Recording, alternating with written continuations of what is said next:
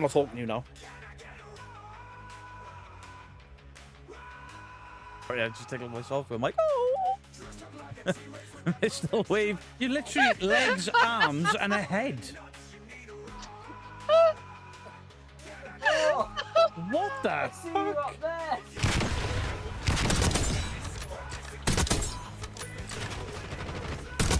Oh my god! Firing blanks. Mine. I spoke that. Please you can, and boom. Oh. I pressed a random button and it was the button for this thing I'm already on. We offered Side-Eye Guy's asshole up to the incubus/succubus. Nothing happened to his bumhole. It's a noxious odour and it smells pretty rotten, and I've got a strong suspicion it's coming from your bottom. I get brown and pink mixed up. Fuck off. No. Marilyn Monday. I saw that video. Happy birthday, Mr. Beardo. And chat of sorting laundry, so much laundry. Christmas Day. We're ending in 10 minutes. Turkey battle cry. Beardo looks like a white camp Mr. T. A pitbull. CRL, if you clip that, Oh, Beardo! Hello, you chat. I was about to write in the chat, buongiorno. Scared the shit out of me shouting that loud. Look at this shit. They're in line with my nipples. They're lower than my nipple. Where's my nipples gone? Gun is firing peanuts! Peanuts! Fire him with your penis, Beardo! Side-Eye Guy. He's that posh. He's like James Bond, but with a sock. I've been stunned. I got him through the stun. I'm getting accused of hacking for that. Good evening, Beardos, Weirdos, Boys and Ghouls. How are you all doing? Hope everybody is well. Stream Elements. Out. Hope you have all had a good weekend. I hope you've all had a good Monday. There was a lot of really good content and live streams and stuff last night. Watched the Paranormal Monkey podcast while I was waiting for my food that was late. Watched Paranormal Monkey podcast, and he had Keith Sherrill on again, and they were discussing seances, Victorian seances, and they got sidetracked by Derek Akora, Michael Jackson mediumship, and fantastic. Really enjoyed that. And I went to bed quite early because I was feeling a bit still. I couldn't sleep. Jason Halls was on at 1 o'clock in the morning. I thought, you know what, I'll tune in. I tuned in. Everybody was nice and welcoming. It was a really feel-good chat, a really feel-good community vibe. Fantastic. Thank you for the 25 months, you bloody legend. Joker, hello. So, it was all good, all fun. And then, Kenny Biddle, the Side-Eye Guy, and Justin. We all kind of appeared around the same time. And it descended into utter madness, where people were discussing the Conjuring House, and I think Kenny Biddle raised his bid for the Conjuring House to $20 at one point, and I offered to throw in the stray hairs from my beard comb. That's how their stream went last night. It was hilarious for all the wrong reasons. And Jason didn't know what the hell was going on. Jason's community chat kinda turned into one of ours with the banter and stuff. It was hilarious. Jason found it hysterical. Good night, good streams everywhere, good content everywhere. Really enjoyed it. Yes, you can. Hot diggity, this kind of thing that just tickles my balls. Hot diggity, this kind of thing that just tickles my balls. Things every now and again, because Jason's streams, I mean, they're busier than mine, and every now and again, he'd read something, he'd be like, what? What's Beardo on about? Oh, Biddle, what are you? It was hilarious. Hey, John Boy Patton, thank you for the 24 months. Thank you very, very much. So I'm going to do the participants, and then we'll chat for a bit, and then around 5:30, we'll probably go over because we normally do. We will then be looking at the Y-Files and the Mothman. Jason really didn't know what was going on with the jumper comments. He didn't know a lot of what was going on, bless him. It was the third time I called him the grandpappy of the paranormal. He realised I was taking the piss out of him. Bless him. Kid in the community. Right, so tonight we've got Mysteries Untold by Michael Berkey, Amy and Ozzy, Anna Aridia, Arwell Jenkins, Bent Therese, Blue Sky Lissa, Bob the Beard, Boohoo, Bucky, Brent Mackie, Catherine Lawrence, Kaz Scarlett, Sherry Ann, Chris Ewell, Chrissy Rob, Christian Bissett. Just, you know, tomorrow's really haunted video. The hilarious thumbnail was created by Chris Ewell. Glasgow Ghost Hunter 16 months hello from a still 26-degree Benidorm. The bastards. Christine Bissett, Craig Adams, CRL, Dan Lagore, Deb Wolf, Diane Quiggy, Dorset Paranormal Investigators, Double K, Dragon Ranger, Emma M, Fantastic Publishing, Firefly Kelly, Ghost in Chat, Gillian Daniels, Giuseppe Stromboli, Goblin from Canada, Grimlord Gaming, Highly Paranormal, Holly, Jamie Bishop, Jan R, Jay's Mixed Bag, Jane C, Jennifer Taylor, Jenny J, Johan Rico Westgate, Joker, Jolene.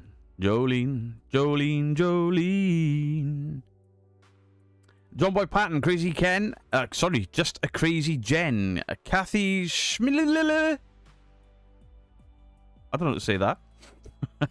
Katie W, Kristen Berg, Not Martini, Kooky, Chris Williams, El Skipper, Laura Wilson, Laura Lee, Leland MF Hodges, Lionheart, Lonesome Dove, Mammoth's Awakening, Margaret Kelly, Marie Jane Gin Juice, Megan Behind Blue Eyes, Gal, Mike's Mysteries, Miss Kratos, Monique D, Mr. Badger's Moonbase Delta, Nebula, Old Duffer, Paul Harrison, Petals, PTD, Rainbow, Richard Larson, Richard Watt, Roger Bowen, Samantha Cornell, Shadow, Simon Stevens, Snappy, Sophie Cantlow, Span, Squiggleworm, Stacey Smart, Steve Dodsley, Stu Farrell, Susan Hornby, the Paranormal Monkey, the Watchman. I took a massive breath and there wasn't that many left. Wayne Dawson, how are you all doing? Let's get the last lot out in one breath and I didn't need to. How you doing, Gillian? How's the grandbaby? How is the grandbaby? I hope he's fine. You need a massage, Megan? Luckily, you're in New York. I mean, unlucky you're in New York. You'd have to go and sort yourself out there. No. So yeah, there was some fun content, some fun streams. I don't know why my camera's looking so blurry. It's in 1080. The light is alright, but on stream it looks awful. Don't know why. Oh, Tan. I do apologise. I'm very good, thank you, Big Max Golf. Hope you're well. So, Hank's Corner, thank you for the 13 months. You want a hot diggity dog? Hot diggity dog. Hot diggity. This kind of thing that just tickles my balls. Hot diggity dog. Hot diggity. This kind of thing that just tickles my balls. Beardo doesn't even massage his own wife. Whoa, now. I do. It's not below the ankles. Paul Harrison, I've had an interesting week. I haven't posted anything on socials yet. I didn't film anything. I only had a couple of photos taken. But yes, I actually met up with Kalani Ghost Hunter. He was doing food stuff down in Swansea. So I met up with him. We were going to have a quick chat and maybe... I think he was on about maybe filming something. I was like, look... I know what it's like. People turn up, they got their cameras, their microphones and all that, and they just want to use you for content. I don't want to do it. I'm just going to sit in the corner and just chat to you guys. And that's what I did. But that chat that was meant to be like an hour and a half ended up being like 5 hours of us sat in this food hall with this massive spread of food. And what a lovely couple that him and his wife are. Really, really nice, down-to-earth, cool people. He gave me loads of advice in regards to Facebook and content on Facebook and stuff, which is why the Facebook content is going to be changing, but it won't impact this channel. Howler, thank you for the membership. Dragon Ranger, thank you for the 8 months. Happy birthday, Beardo. How's it riding the dinosaur to school? I didn't. I rode your mum.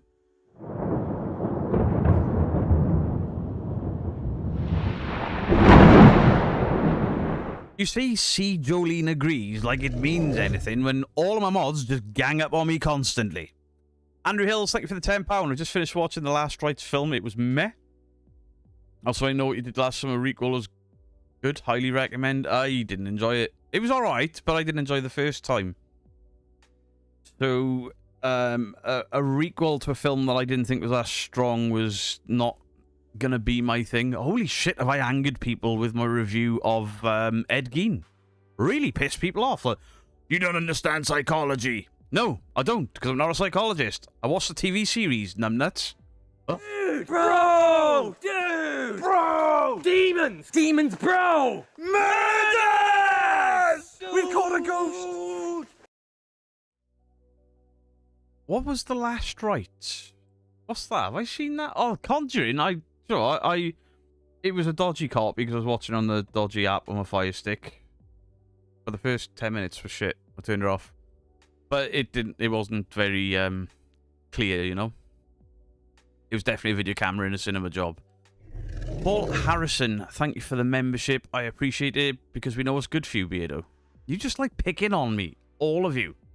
You know what's good for me? Not touching or looking at feet. Thank you.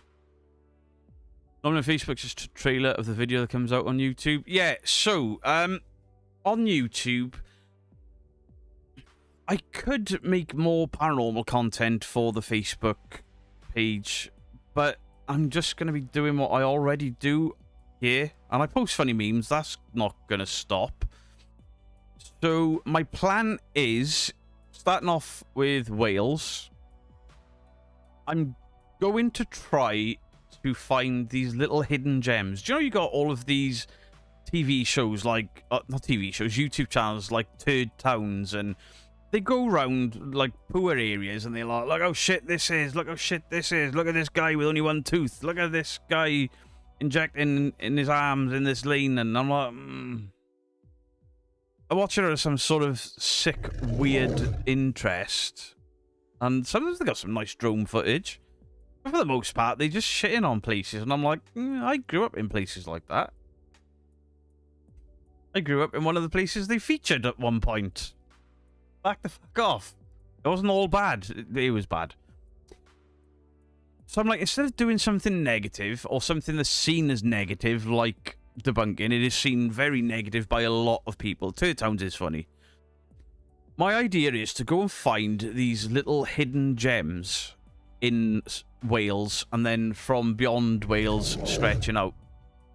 Dean, we're the same age, you fucking idiot. You used a Flintstone car as well by oh my god. Hot diggity, hot diggity, this kind of thing that just tickles my balls. Hot diggity, hot diggity, this kind of thing that just tickles my balls. So the first thing I found, a good friend of mine, Carrie, who watches loads of stuff on the channel, she sent me, or she tagged me in a Facebook thing, and it is called, wait for it, Andrew Hills, thank you for the £2. I watched the Ed Gein, lost me after 2 episodes. Kalani Ghost Hunter, thank you for the $19.99. Hope you enjoyed the donuts. Kalani, the one that was like the stitching design, it's the best donut I've ever put in my face. Oh, I'm going to eat it. And the daughter was like, you've got to try these. I'm like, right, cool. Oh my god. So I'm planning on hitting that up. So when I said on the Facebook post, now Kalani's come in and said it. Kalani, I just said that we met up yesterday and how incredible it was, how incredibly kind you were, and giving advice and stuff with Facebook content. So I may do, because the place that makes those the original, I know exactly where it is. It's not far from where I live. So I've emailed them. I've said to every company that I've messaged, I don't want freebies. I just want to come down and permission to film instead of just turning up with a camera, because, you know, I'm a fucking nobody. One is called, this will interest everyone, because technically I could do this on both channels. The Morbitorium, which is like a museum of witchcraft and morbid curiosities, and sounds incredible, looks incredible. They got shrunken heads and like Annabelle stuff. But I'm not going to do an investigation there. I'm just going to go there and show people, like, in this little tiny street at the back of the valley somewhere in Caerphilly, there's this really, really random shop full of really weird, bizarre stuff. But then I've emailed a couple of microbreweries, and then there's a like a tabletop gaming place have asked me to go, but we're gonna do a meet and greet there while they do this thing. But they do a lot for charity and for kids, so I'm gonna be part of that, which is incredible. I've got to run, but I hope the live goes well. Run around Tenby. I've seen. Enjoy yourself. I appreciate you stopping by. I appreciate you. I appreciate your time yesterday. Epic. Yes, you can be adorned. Fuck off! Adorn me, Beardo! Fucking A! It's perfect!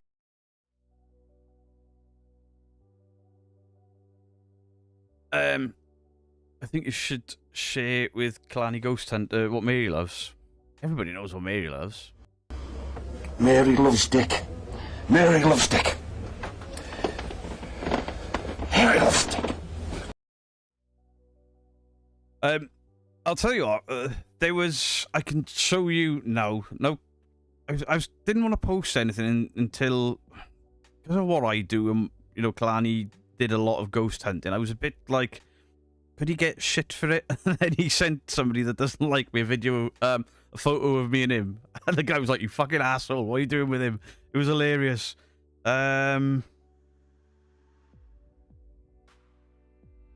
Look at that amount of food. They had pizzas and spicy chicken and 2 boxes. Who's messing about with Twitch? I will literally ban you from Twitch if you keep doing that when we're doing just YouTube stuff. I barely heard it, but there's people that don't do the Twitch thing that have just been jump scared the shit out of.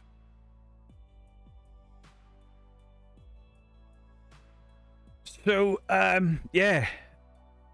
A lot of good food, and people realised he was... I knew Kalani was a big content creator, but I had no idea quite how big, to the point where a guy kind of ran in, sweat pouring off him, and he was like, "Oh, I was hoping I could catch you before you went. I've just run from wherever. Do you mind if I have a photo? My mum's one of your biggest fans." And it happened consistently through the day while they were eating and stuff, and it was never an issue to them.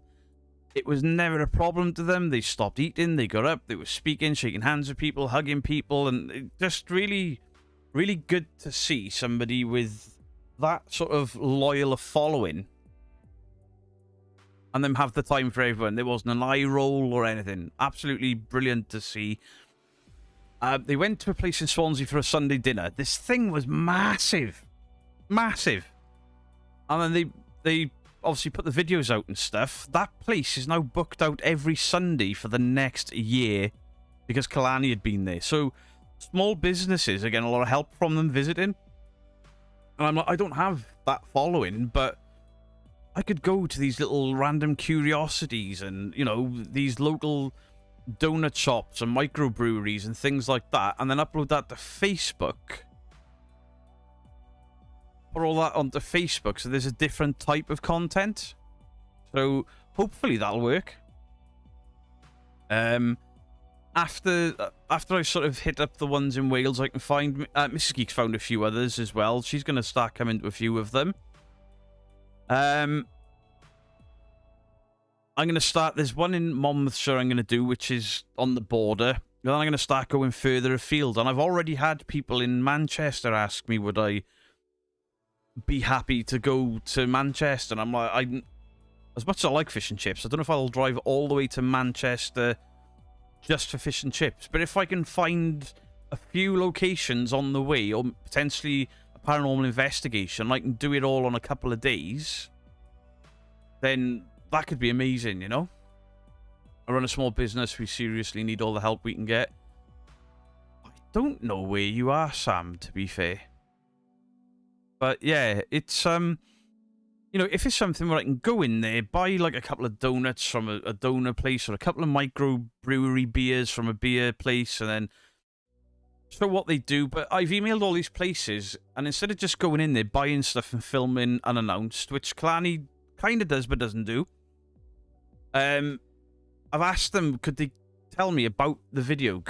Tell me about the location. Tell me about the business, how it started. Just nice and quick snippets to get people. You have to get messages with suggestions of places to go. Absolutely. Absolutely. The more the merrier. You can't beat seaside fish and chips. Beardo, you need to hike with Mr. Grey. Jolene, the issue with that is I've been on a hike with Mr. Grey, and he's walking and talking, and I'm nearly on my knees struggling to breathe. He's in a much better physical state than me. Much, much. Can I get a piss off ghost for Granny Dumpling, please? Of course you can, Glasgow. Piss off, ghost! Much love to you, Sav. Kalani, safe travels. Yeah, but ultimately, Kalani gave me the idea, and he was like, if you just re-upload and recycle content, you're going to get bored. Your audience are not going to watch on 2 platforms. Are you not wasting your time? How about you try something different? And I'm like, All I didn't want to do was food. And bizarrely, a lot of food places have spoken to me. Maybe it's because of my shape. Once I come back to the UK, we should do a trip to haunted places like the Demented Top Gear episode. I'm down for road trips and stuff. I think that sort of thing would be cool. Because my idea is I could get 2 different types of content. Ali DB, Kalani was up for a collaboration with him in regards to the food and stuff. I was up for it. But I didn't want him to think that I was going to go and meet him just to grow my social medias. And it's something I said to him when I got there. There was food everywhere, and they were like, help yourself, and if you don't like anything that's on the table, let us know, and we will buy you food. And I'm like, you were not buying me food. You guys eat what you were going to eat. I'll eat the leftovers. Just to please do it, banging of a cart, and so far you get. That could be cool. But I could get 2 videos here. I could get, like, the paranormal stuff on YouTube, but then the dog shit car stuff on Facebook and mix and match. It could be really cool.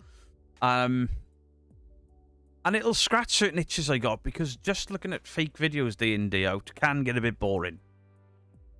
Ghost fish hunting would be... Listen, I'm never doing fishing again on this channel. Just saying. Fishing sucks. And I'm really bad at it. So, yeah, that's the plan. And I'm going to be doing a live stream on YouTube just 1 a week. After running working tonight, then tomorrow I get to see Uncanny live. I'm so excited. So, yeah, I'll be doing a live stream. It'll be for like 1 hour on Facebook just to see how it goes. But with these places, if I get times and dates, I'm going to announce on Facebook where I'm going. You know, if it's outside of South Wales especially, and then if you guys want to come and meet me at these places, you know, just to say hello or whatever, because it's close to where you are. You know, if you've got a business that's close to you, a small business close to you, and I go there one day, I'll let you guys know, and then you can sort of, kind of like a meet and greet, but I'm not charging anyone for it. I'm not charging these businesses for anything. Beardo gets dead. Mrs. Geek Beardo's giving you a foot massage when you're coming home. He's not. He's not. You do the same Kalani's did with Jason online. I could do. I could do. I mean, Kalani's a busy guy. The time I was with him, the amount of times his phone was going off trying to arrange convention appearances and stuff. Not only was it impressive, and impressive to see how nice they were to everyone, but like, they did all of this for other people, and in between they're filming content, and then I'm speaking to them, and we're having a back and forth about the paranormal, nothing too deep, and then we're having conversations about content, and he's trying to give me advice on Facebook stuff, because Facebook stuff outside of the paranormal can do quite well, and I'm like, alright, cool, I appreciate it. And then he looks at me, and he was like, holy shit, it's 5:30, and I was like, I'm so sorry, I didn't mean to take up your entire day. So we get up to go. We end up talking for another hour, stood up, and then we all walk out, and he went, oh shit, I gotta book a hotel. They didn't book a hotel, an Airbnb, nothing. They'd completely forgot. They were so sidetracked with content, people, that they forgot that they they needed to book a hotel, and then they drove all the way over to Tenby. Fair play to them. Organising a meetup, I would love to do it. Beardo should visit Affleck's Palace in Manchester. Stock up on silly t-shirts. Guys, honestly, if you've got places around the UK that you would like me to go to, small businesses preferably, let me know where they are. And if you can get in contact with the owners on my behalf, or at least put them in my direction, please do. Because then if I can arrange a little trip, because I can do Manchester and back in a day, then I could hit a few locations in a day and potentially meet some of you guys, like the Midlands and stuff. I love that idea. Beardo gets dared. What a cool idea. You could run that from the ideas we dare you. I won't be doing things like spicy food challenges after my really bad reaction to spicy stuff in the summer. Right now, footsteps on my bed. Ghost on my upstairs neighbours. Upstairs neighbours. I want to see Beardo do the tic-tac. Listen, Beardo doesn't dance. For fucking nothing, nobody, nah. The last time I danced was my wedding, and it'll be the last time I dance until I die. I watched V for Vendetta the other night. I was like, holy shit. We're living in that movie right now? Not far off. Not far off. You know that video? You were now laughing at the thought. No hot ones for Beardo? No. No. I can do a madras quite comfortably, but when I tried something stupidly hot, it made me very, very ill.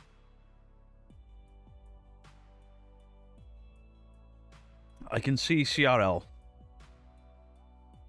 dropping all of the hints. All of the hints. I know which way you want it.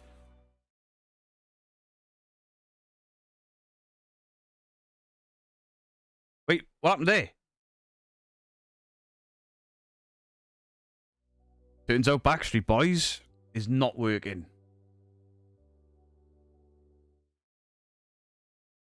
Uh-oh. Backstreet Boys isn't working. Oh dear. Don't tell me I've got to re-record that. I ain't doing that again. I'll find it for the next stream. You know what? I cleaned my hard drive today.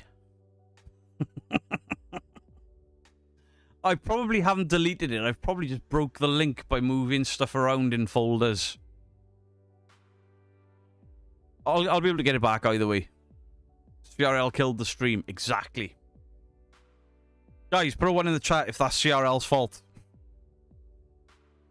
Beardo, what about father-daughter dance at the daughter's wedding? I got to. Listen, alright, fair enough. If my kids or my wife ask me to do something, I'll do it. But if one of them comes home and sticks their foot on me, get the fuck out. See, CRL did it. You haven't missed the Y-Files now. Llangollen Wharf is a little fantastic boat trip. Yeah, I was speaking, when I was talking to Clanny yesterday, we were on about places up in... Where are you from? Wrexham. Wrexham, Anglesey, because I've only ever been to those places either on paranormal stuff or work when I did, you know, the work where I piss people off daily. So to go back to these places and to do it something positive, definitely going to go back to these places. And then I can meet up with people that I speak to online and stuff, and the channels, and, you know, I'm fish and chips on the seaside with Big Mac's Golf and, you know, the Ghost Quad. It could be really cool. Go to Bristol and meet up with Bristol paranormal hunters, and, you know, before we do an investigation, if we do an investigation, we could find one of these little weird food places or something. Anglesey, paranormal monkey, I worked in Anglesey for 2 weeks, a week at a time, separately. Oof. What a beautiful, beautiful place. And the people are so nice. So nice. Bearing in mind, I was there to not be nice to them. They were so nice about it. Your mum and dad are from Wrexham? Nice. Beardo, you're morphing into Justin with all these mistakes. I mean, at least I stayed in sync, because Justin, I took the piss out of him a week ago for being able to stay in sync, and last night he went out of sync. But I didn't say anything. I didn't want to ruin it, because he was on such a roll. I don't like to take the piss out of Justin too much when he's got a guest on anymore. Especially when it's somebody that's really intelligent. You know, there's some really smart people go on Justin's podcast. Over here, it's all burping and farting and stuff. And then on the Paranormal Monkey podcast, Pap's coming to Blackpool. You should come up with him. Me and Papa will be doing some stuff as well. Pine Point Place. Awesome. Ghost Hunters. Surprised to see food for sale at supermarkets. Ghost Hunters. Surprised to hear any noise. I mean, the price on stuff now. Gee. Things are getting so expensive. So expensive. Which is why it's important to help out these smaller businesses. They do need help because not only are they dealing with extortionate rates for buildings and taxes and insurances and stuff, they've got to compete with online selling. And if... I wouldn't want to start a business now. Really intelligent people other than me, you mean? I wasn't going to say that, to be fair, Justin. I mean, you are teaching our future generations. So I'm kind of hoping that you're not as fucking stupid as you appear. You're far from stupid, Justin. We know that. How do you feel about seafood? I mean, if I see food, I eat it. No, I like seafood. I'm not fussy with food. There's only a few things that I don't like. I don't like that fucking lava bread shite that Welsh people for some reason think's a good idea to put on your breakfast. It's not. Really spicy stuff. I used to enjoy it. I'm not doing it anymore.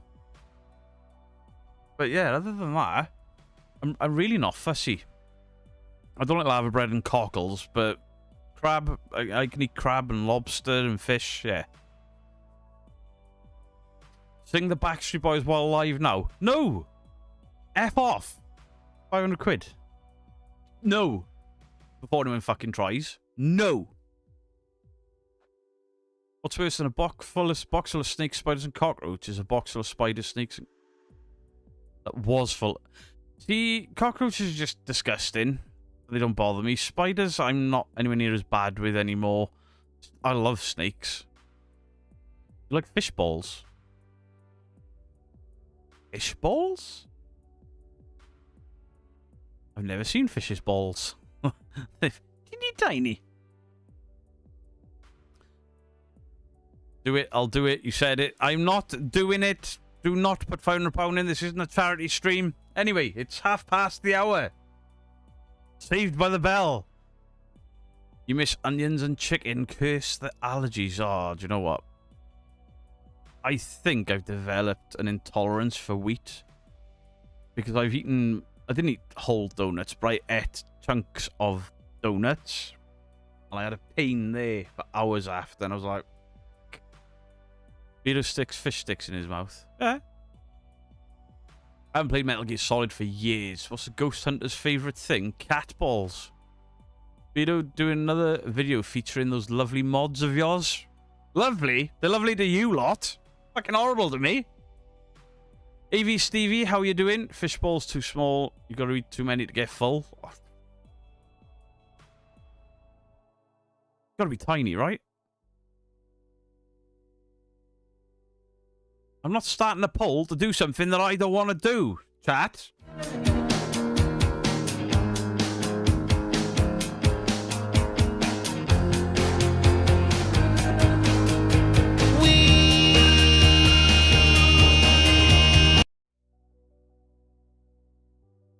White balls that taste like fish, you put them in soup? I've never, ever seen or heard of them.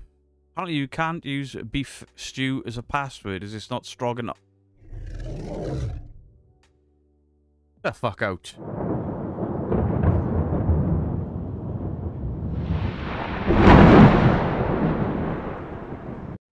behalf of Casty Me, tell me why there's no Backstreet Boys t-shirt or singing. Do you know what? I meant to put one on. I got a Beardo t-shirt on, but this came from the Crazy Ants from Oz. It's got kangaroos on it. That's why I'm wearing that.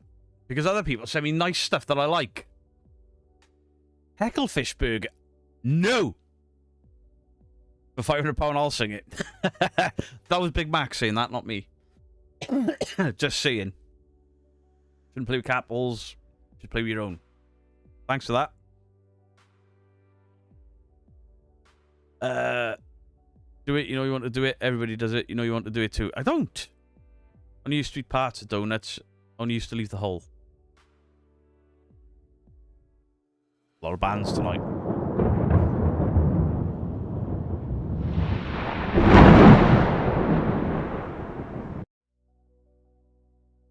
Talking to mods, she's a bitch. That's why she's not here. Do I spy the new X-Men 97 figures on your desk? Yes, you do. Oh, that's an old morph, but all the newer ones are there. Oh yeah, Emma Frost is new. Yeah, most of the new ones are all good guys. We need more bad guys. It's not a blouse.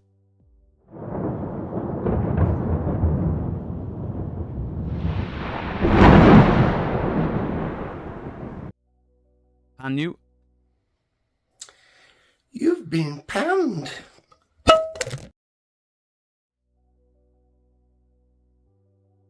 Why people keep coming in asking for somebody that haven't been in the chat for a fucking year, and she caused absolute carnage here. It's gotta be for me to say something horrible, so there you go. She's a bitch.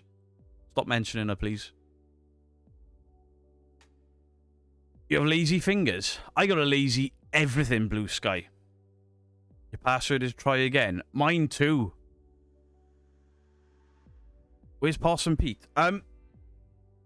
Possum Pete is actually in the box there. You can just see his tail poking out because he's in tomorrow's video, ladies and gentlemen.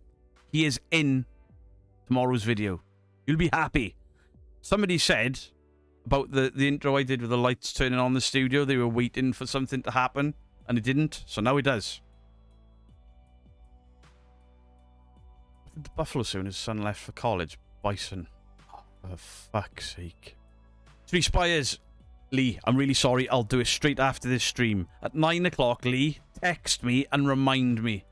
I'm really sorry. I've been so behind on content. Please. Right then. On to the Y-Files.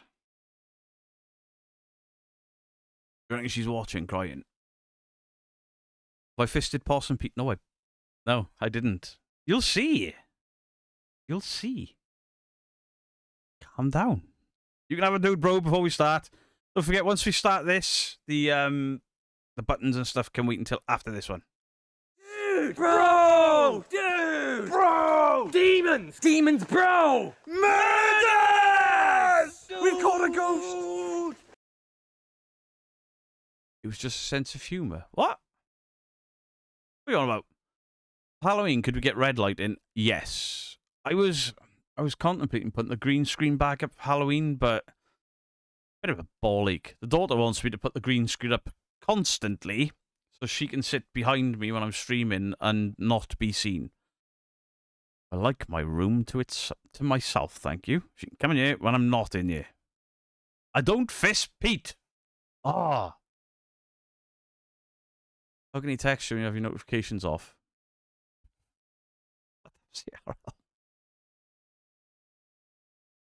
Mods. This legend begins as so many do. 3 gravediggers working in a cemetery hear something overhead. They look up and see a creature. It's almost 10 feet tall with massive wings. That's a pigeon. Just saying. Right, should we do it? Right, let's... Oh, wait. Before I get started on this, let me do a poll. Let me do a poll.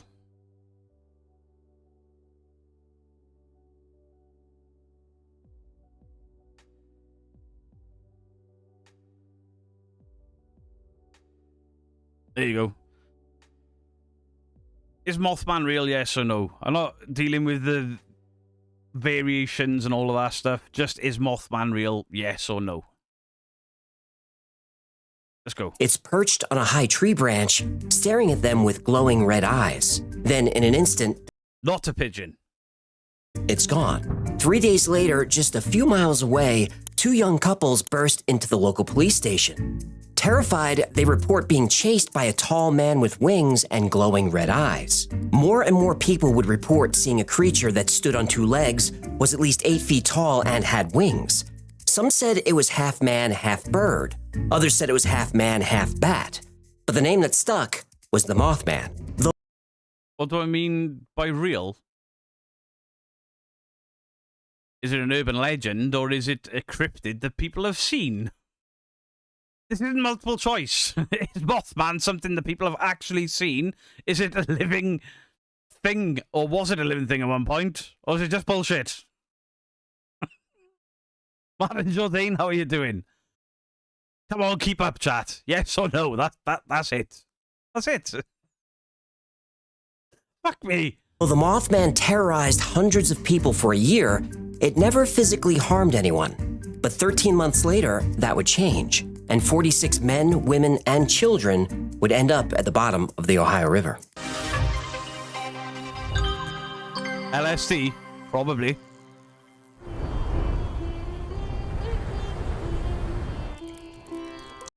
Is this real or parody? Basically, if you don't know what the Y-Files does, they look at urban legends and paranormal claims, UFOs, cryptids. They look at it and it's all from the believer's stance, and then the last sort of quarter of it, you get hit with the truth facts and things. And sometimes there are questions left at the end. The first one we ever did was on the Penturk UFO incident, and there were still so many questions by the end of that. Hey, sorry, Movie girls. sucks. I liked the movie. I gotta check on the human. And for centuries, the crab cat has tormented fish, snails, sea anemones, sea anemones, sea anemone. Hey, I was wondering if you were gonna call. Where are you? I had to get off the grid, so I rented a yurt. Did you just belch at me? Yurt, Y-U-R-T, yurt. It's a type of snow hut, you moron. I know what a yurt is. I'm joking. Sorry. I've been on edge ever since the address to my safe house leaked on. Created from Midnight Mass. Flanagan. He did Midnight Mass, Bly Manor, The Haunting. Online. I get it. Scary stuff. Well, thank goodness we signed up for the sponsor of today's video, Aura. They emailed me as soon as the AI found my private info online. If they weren't so on the ball, I might have ended up in a CIA black site instead of this yurt. I told you. Aura's the best all-in-one identity protection service I've ever used. Easy to set up, easy to use. Yeah, I thought I was being careful, you know. I scrubbed my address from the web, But you forgot the dark web. I did. By the way, please do go and check out the original content creator. It's the Y-Files, and this episode is The Mothman Returns, Point Pleasant Legend to Chicago Terror. It's not enough to Google yourself. You need a service to be proactive and stay on top of things. Yep. Emails, passwords, social security numbers. Aura is constantly checking to make sure your personal information doesn't end up in the wrong hands and sold. Hecklefish is a Yeah, legend. you know, I still don't understand how my safe house ended up on the dark web in the first place. I'm pretty careful. Hey, did you activate Aura's VPN on your phone? Oh, boy. That's how. Aura's one-click VPN keeps your online activity private and scans your devices for malware and viruses. And Men in Black trying to take me down. But what happens if you get an email from Aura like I did offering you a sponsorship, and it's from a scam company? Because that's happened. Yep. Aura has all the tools you need to protect yourself and your family from online threats that you can't see. Is that a helicopter? Yeah. Hey, you gotta do me a favor and record a message for my guppies, will ya? We're recording right now, so go for it. Hey, kids. It's Big Papa. Look, Good I need you to episode. go to Awesome. Aura.com/thewhyfiles and sign up for the 2-week free trial. Aura will tell you if any of your information leaked online that might lead to me. And once you know you're safe, email me at my bird address. Big Papa's almost out of cash. That's Aura.com/thewhyfiles. That it, Big Papa? Yeah, that's it. Make sure they get that. If you look at the fish's mouth, it's his own mouth reversed. He does the voice and everything. Well, yeah. Well, I will, but do you hear that? You're not worried about that? What? Oh, no, the bird's for me. The bird? What bird? Look, I gotta go. We gotta make 90 clicks before dark, and these guys are already 3 sheets to the wind. Don't come over the head, boys. What guys? Where are you I'll going? check in with you in a few days, all right? Hey, Vladimir, Kasmela Oh, Lenya yeah, la files. yoga? Vladimir, you crazy. Vladimir, you guys are nuts. Come on, let's go. Oh, Nestled along the happened? banks of the Ohio River, Point Pleasant, West Virginia Country is... roads, take me home to the place I belong, West Virginia. Mama, Okay, that's enough. take me home, country roads. Well, I'm sorry. the fart. Paranormal She Villain, catch you soon. Scams are not only in the paranormal, they're absolutely everywhere. If you have a content creation channel and you get an email offering you a sponsorship, don't click anything. Just hover over the sender name. And if it's from anything other than the company email address, don't open it, report it as spam. But if I don't finish it, that song will be stuck in my head all day. Less than 3 miles from one end to the other, Point Pleasant is the type of town where everybody knows everybody. It's a peaceful place, quiet. But Point Pleasant has a dark and bloody past. In 1774, a few local tribes, including the Mingo and the Shawnee, tried to stop American settlers from encroaching on their territory. On October 10th, a fierce battle was fought between the tribes, led by Chief Cornstalk, against about 1,000 Virginia... Wait. That's clearly AI. There's an AI painting. Wait, what's that say there? Oh, that's his name. He's got a modern septum ring with a ball on it. Virginia militia, led by Colonel Andrew Lewis. The battle raged for hours and eventually became hand-to-hand combat. The Shawnee warriors fought bravely, but they were outnumbered 2-1. Cornstalk had no choice but to surrender and sign a peace treaty with the militia. 3 years later, in the fall of 1777, Cornstalk and his son traveled to Fort Randall. Goldfish don't have teeth. This one does. Hecklefish has teeth. Can you imagine that fish on a paranormal investigation? I actually can, because I've done a paranormal investigation with Purple, and it's much the same. Just random songs, random funny noises, random funny sentences where you kill yourself laughing. That's investigating with Purple. He's a menace. He's hilarious, but he's a menace. Which had been built at the site of the battle. Cornstalk wanted to inform the fort's commander, Captain Matthew Arbuckle, that colonists were violating the treaty, and to warn Arbuckle that the British were trying to recruit the tribes to fight against the American settlers. Arbuckle placed Cornstalk and his son under arrest. They were imprisoned along with 2 other Shawnees that were taken hostage a few weeks earlier. The 4 Shawnees were well treated, but they were not permitted to leave. Arbuckle felt that as long as he had the hostages, the Shawnee wouldn't attack the fort. A few weeks later, a young American was killed by natives nearby, though nobody knows why or what tribe did it. When word reached the fort, a mob of militiamen shoved Captain Arbuckle aside and stormed the fort's jail. They brutally... His teeth were there then in that frame. What do you mean they've been green screened out? Watch now. His teeth are in one of these frames. I just saw it. I saw it. Did it. When word reached the fort, a mob of militiamen shoved Captain Arbuckle aside and... Teeth. Do you see it then? Teeth. Look. Teeth. Oh, his teeth. And stormed the fort's jail. They brutally executed Cornstalk. Wait, are you saying his teeth were missing when Hecklefish were on? His son and the other 2 Shawnees. But just before Cornstalk died, he cursed the settlers and the land. I came to the fort as your friend, and you murdered me. You have murdered by my side my young son. For this, may the curse of the Great Spirit rest upon this land. May it be blighted by nature. May it even be blighted in its hopes. May the strength of its peoples be paralyzed by the stain of our blood. Soon, a town emerged in the area, but few settlers knew their homes were built on top of mass graves, the skeletons of the Battle of Point Pleasant. This is starting like Poltergeist. Nor did they realize their land was cursed. Over the years, Point Pleasant would indeed be hit with natural disasters. Japanese people will eat pufferfish. I wouldn't eat one. I don't care how good the chef says he is. I ain't eating no pufferfish, knowing how quick they can kill you. Nah. But it would be in December 1967 when Chief Cornstalk, murdered while on a mission of peace, would take his ultimate revenge. The The Silver Bridge was a marvel of engineering and a source of pride for the local community. Simon, you've hit the nail on the head there. It's a talking fish, and you're worried about the teeth. Absolutely. Hello, Ann Wilkinson. It connected Point Pleasant, West Virginia to Gallipolis, Ohio, and thousands of vehicles crossed every day. It was rush hour on December 15th, 1960. America's got such cool sounding places like Wichita, even Wisconsin, and Massive Two Tits.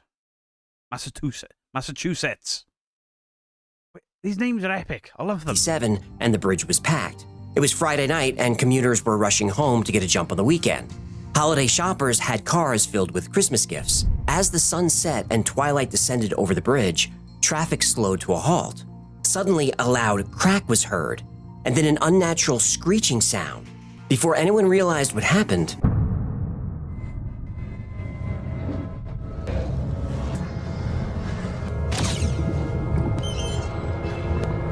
oh shit.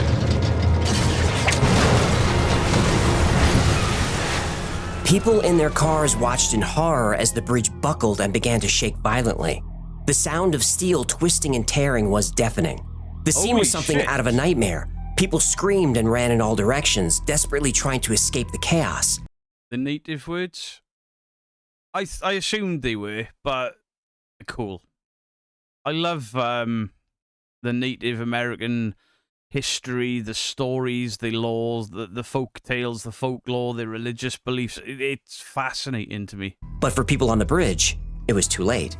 In just a few moments, the entire bridge collapsed into the icy waters of the Ohio River. 36 cars and trucks fell into the river, dragging their passengers down with them. The water was freezing and the current was strong. Rescue attempts were almost impossible. We heard this terrible boom, and my boys looked around and saw the bridge starting to fall. In the aftermath, 44 bodies of men, women, and children were pulled from the river, and another 2 people were never found.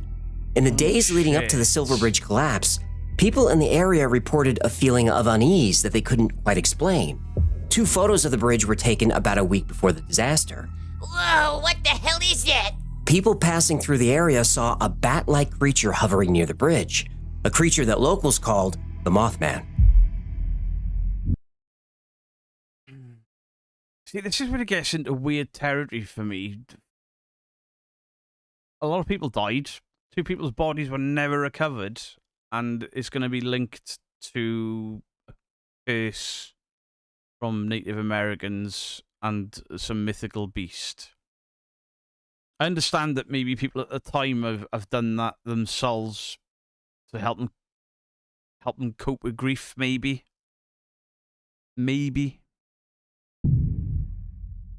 The TNT area of Point Pleasant got its name because during World War II, it was the location of the West Virginia Ordnance Works, a large weapons factory. After the war, the factory was abandoned. And not long after that, the area became a dumping ground for toxic waste and dangerous chemicals. And not long after that, the area became a center of strange activity. UFOs were often seen in the area. Some people's dogs would become agitated by something, run out to the woods to investigate, and then disappear. On November 2nd, 1966, Woodrow Derenberger is driving through the area on his way home. He sees some kind of craft landed in the middle of the road. Derenberger stops his car and a door on the craft opens. Out walks an ordinary man. Derenberger describes him as... Ordinary man? Ordinary man? Can you imagine driving on the road and then that appears in front of you? You'd be like, calm the fuck down. Batman's in Gotham. Fuck off. Get your face paint on. Ordinary man. Look at it. He looks sinister as shit. That is if you asked AI to make Jack Nicholson as the Joker. Having average height and build and dark hair. But he did wear an unusual and unnatural-looking broad grin.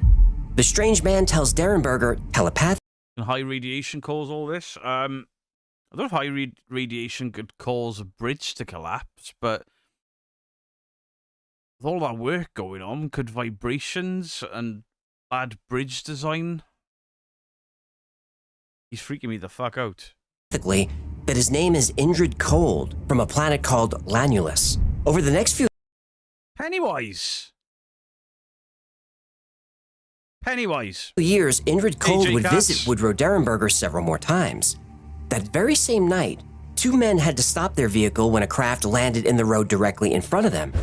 That craft opened and out walked an ordinary man with a wide grin. The men said the stranger asked them odd questions, then got back in the craft and took off into the sky. Again, on that same night, a woman in the next town over sees a bright flash in the sky. Then a cylinder-shaped craft lands in a parking lot. It opens and 2 men come out. They asked her strange questions in an odd dialect. Then they got back in their ship and flew away. All these people seem to be describing Indrid Cold. And the story of Indrid Cold... Yeah, he will bring up what happened to the bridge reluge. It's just... Because I don't know the story, I'm just kind of... guess it did look like Jack Nicholson and Pennywise. Both of them without the clown paint. That was weird. Really weird. G-Cats, I've enjoyed your content.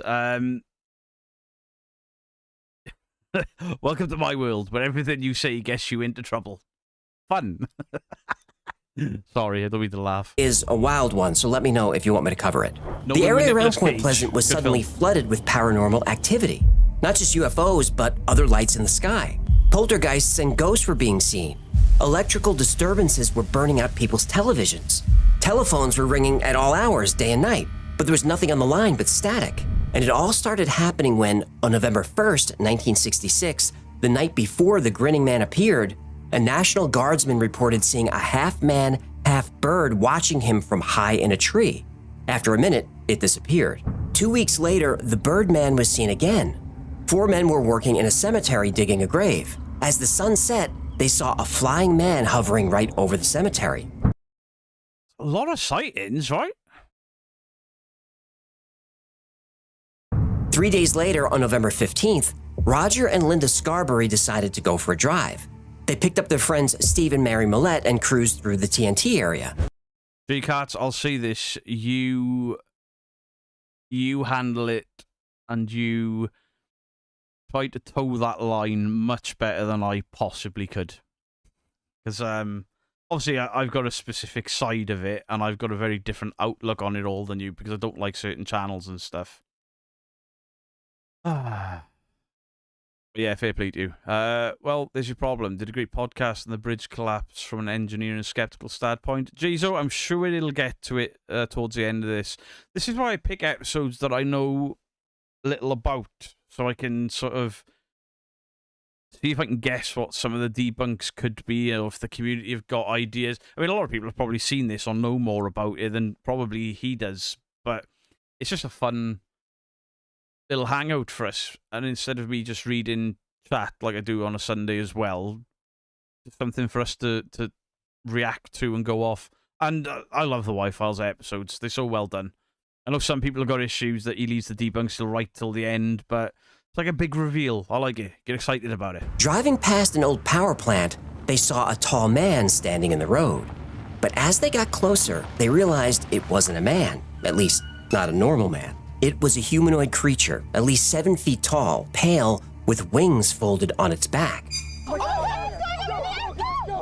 One of the witnesses, Linda Scarberry, said its eyes glowed red. You know what I'm going to say, right? Every time we look at the cryptids or aliens or some being in one of these, they're all seeing the same thing, yet nobody ever gets the height the same. It always expands, it always grows taller or shrinks and things like that. This was 2 foot taller than what other people have reported and was white instead of black with red eyes. So it's drugs. Maybe. We get fed up with your voice, we need to watch something. My feelings. And were hypnotic and disturbing. As they got closer, it ran toward the power plant and disappeared. In a panic, Roger floored it and tore away down the dark country road. Country When they roads, take me home. I'm trying to build tension and you're making it really hard, pal. I know, I'm sorry, but it's stuck in my head now. You have to admit, that song is a bit of an earworm. It is, but we have work to do. Can we try to get back to the drama? You're right, that's my fault. Keep going. All right, where am I? You made me lose my place. They were flying down the dark country road. Right, okay, Roger floored it and tore away down the dark country road. Peter with a turkey suit, absolutely. Where would the Mothman sleep? I don't know. Love the talking fish. Will you be getting a talking fish? I won't get a talking fish because he's got a talking fish. I try not to do the same thing others have done. I tried to animate Heat. Couldn't get my head around it. I've been offered help with it, but I'm still trying to catch up on taking the time after the 24-hour stream, and then I've had other stuff going on. There's stuff going on in our real life that's thrown spanners everywhere, so it's... At some point, I would like to animate Possum Pete's mouth. Not for a full episode and to argue with him, like, just for every now and again. Like, I haven't yet. I can't get into all of the stuff that's going on with the family, but there's just so much family stuff going on. It is what it is, but I will What do. now? You were humming. Was I? Damn you, John Denver. Damn you and your catchy music and affable demeanor. Well, they lost the creature and had a second to gather their thoughts. It was Roger, really Linda, cute. and their friends decided to go to the sheriff's department to warn the town.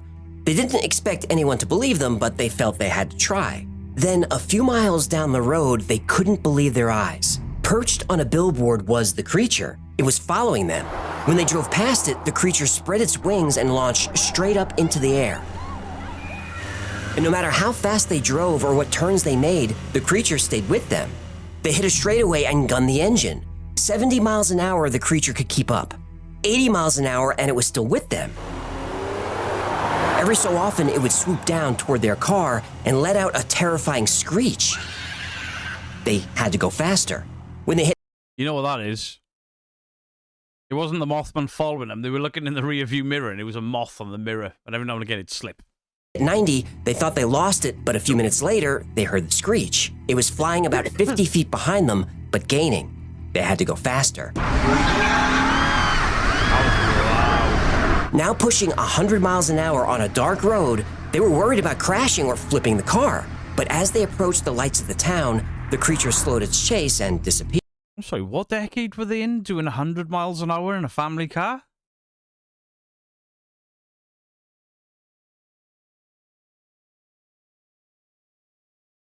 I mean, they're using 40s and 50s cars in the footage, but I can't remember what date he said, but 100 mile an hour?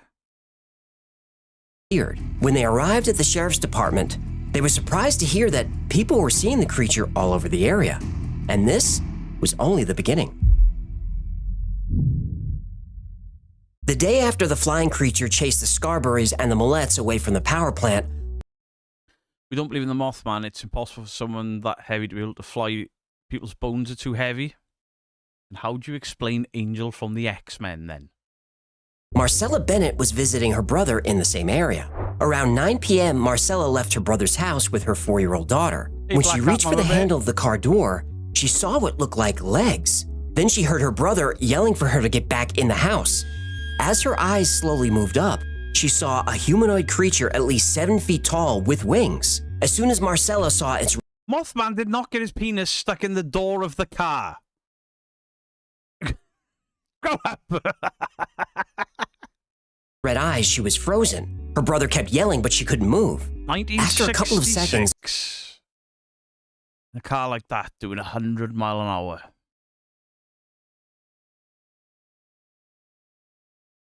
Nah.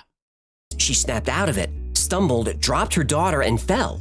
Her brother ran out, grabbed them both, and bolted for the door. The creature Plymouth went like a bat out of hell. Oh my god. unfurled its wings and pursued, but they were able to make it inside.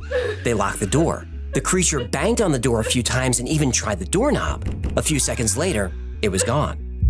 Yeah, J. Katsu makes perfect sense. I mean, I'm not really ever down the middle. There's been the odd occasion where I'm in the middle.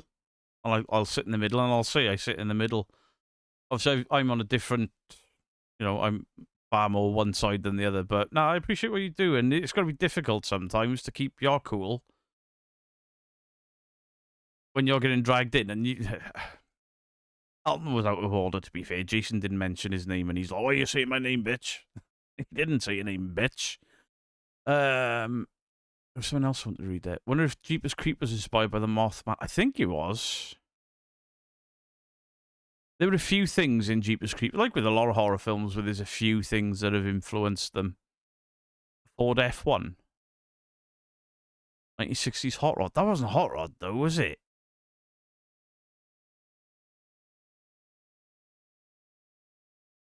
'67 Mustangs was possible. Right, fair enough. 1966 Cadillac DeVille equipped with a 429 cubic inch V8 engine at a theoretical top speed of 122 miles an hour. Right. Charles Manson lived near Point Pleasant for a while as a kid. Did not know that. Word quickly got around, and the local papers picked up the story. They called this tall human-like creature with wings and red eyes the Mothman. On November 20th, 15 people saw the Mothman on 4 different occasions. On November 21st, another sighting. On the 25th, another. On the 26th, 7 people saw the Mothman on 5 different occasions. On November 28th, Faye Laporte and her brother drove out to the TNT area. They stopped at the old power plant to see if they could find the Mothman. Did they find it? Well, it found them first. Ooh. Now Faye was face to face with the Mothman, a few feet from the car window. Careful what you wish Just for, Mothman, Jen. Yep. She said it had glowing red eyes, nothing like she'd ever seen. She didn't see any wings, but it was running fast enough to keep up with the car. Faye screamed at her brother to drive faster, but no matter how fast they went, they couldn't lose it. They whipped around a turn. There were elements of Jeepers Creepers based on a real killer. Elements of it. Stu, I see what you're saying there. Yeah. Slammed on the brakes, and the Mothman jumped on the hood of their car and stared at them. Yeah, I genuinely... Obviously, I'm thinking about like my grandfather's Austin Metro and three-wheelers and shit in the 60s, because I wasn't alive then. I forget about the American muscle cars and stuff, so very possible. Faye and her brother stayed completely still, terrified to move. Faye and her brother looked for the Mothman, but they didn't see it. But finally, they saw it perched on the roof of an abandoned building nearby. So Faye's brother slowly gets out of the car. What, is he nuts? And he's picking up chunks of coal. He was picking that up and just throwing it and going shoo, shoo, shoo. Yeah, he's... Wait! The fucking 8 to 10 foot pitch black / bright white moth creature with human legs, big massive wings, big glowing red eyes, and he's got out of the car, picked up stones and gone, shoo, shoo.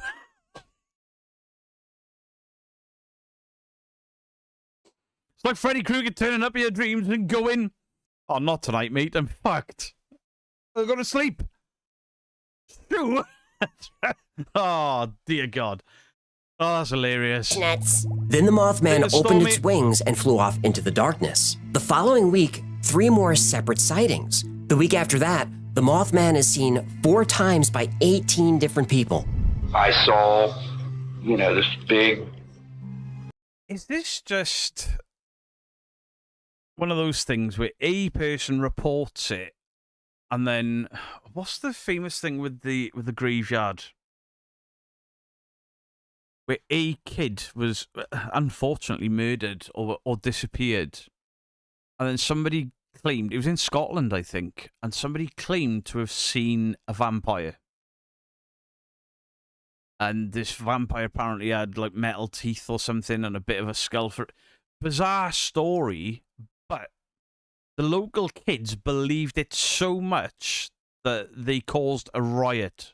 I think it was for 3 nights, where the local kids were armed with air rifles, slingshots, knives, and sharpened sticks and things, and they were trying to hunt down this vampire, mass hysteria, that's what I'm trying to get to, because these kids absolutely believed it. I mean, we're talking about primary school kids, up to kids in the, 1920. And they believed that this vampire was a real thing and it had killed or kidnapped a child. And the police couldn't get a handle on these kids. It was a crazy story. I'm sure Justin, if he's still in the chat, will remember what that was called. I'm on one of those brain farts where I've heard the story a few times and I can't remember what it's called. Highgate Vampire. Thank you, Giuseppe Stromboli. That's it. Thank you. Yeah. The Highgate Vampire. What a bizarre turn of events. And it came from a kid's imagination by the look of it. Or Goebbels' vampire. Oh, it might be... Oh. You know what? I can't remember which one now. It's the story, can't remember the place. I thought it was Highgate, but then somebody said... Wait. The Goebbels isn't a place, is it? Goebbels are... Aren't Goebbels cages that murderers and stuff were put inside of a graveyard where they was that? I might be remembering all of this wrong. Heard about that one, way more realistic than the Mothman, my 2 cents. Yeah, I mean, that really happened. The vampire, obviously, the Goebbels vampire, that's ringing true. Bird-looking thing go over top of my car. I could see it wasn't a man. That it looked more like a bird. Instead of arms, they were like wings. I had a huge... The clown sightings weren't just in Chicago.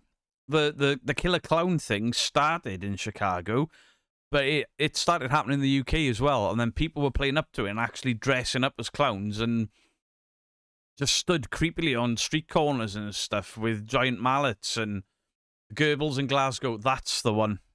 That's the one. I can't remember whose podcast it was. I think it was Night Owls or something like that. And they interviewed one of the kids. Fantastic. That's a gibbet. Thank you, Kenneth. As soon as I said it, I was like, I've got something wrong here. Huge wingspan. It was at least 10 feet. I was paralyzed. Really? I just thought, well, I'm going to die.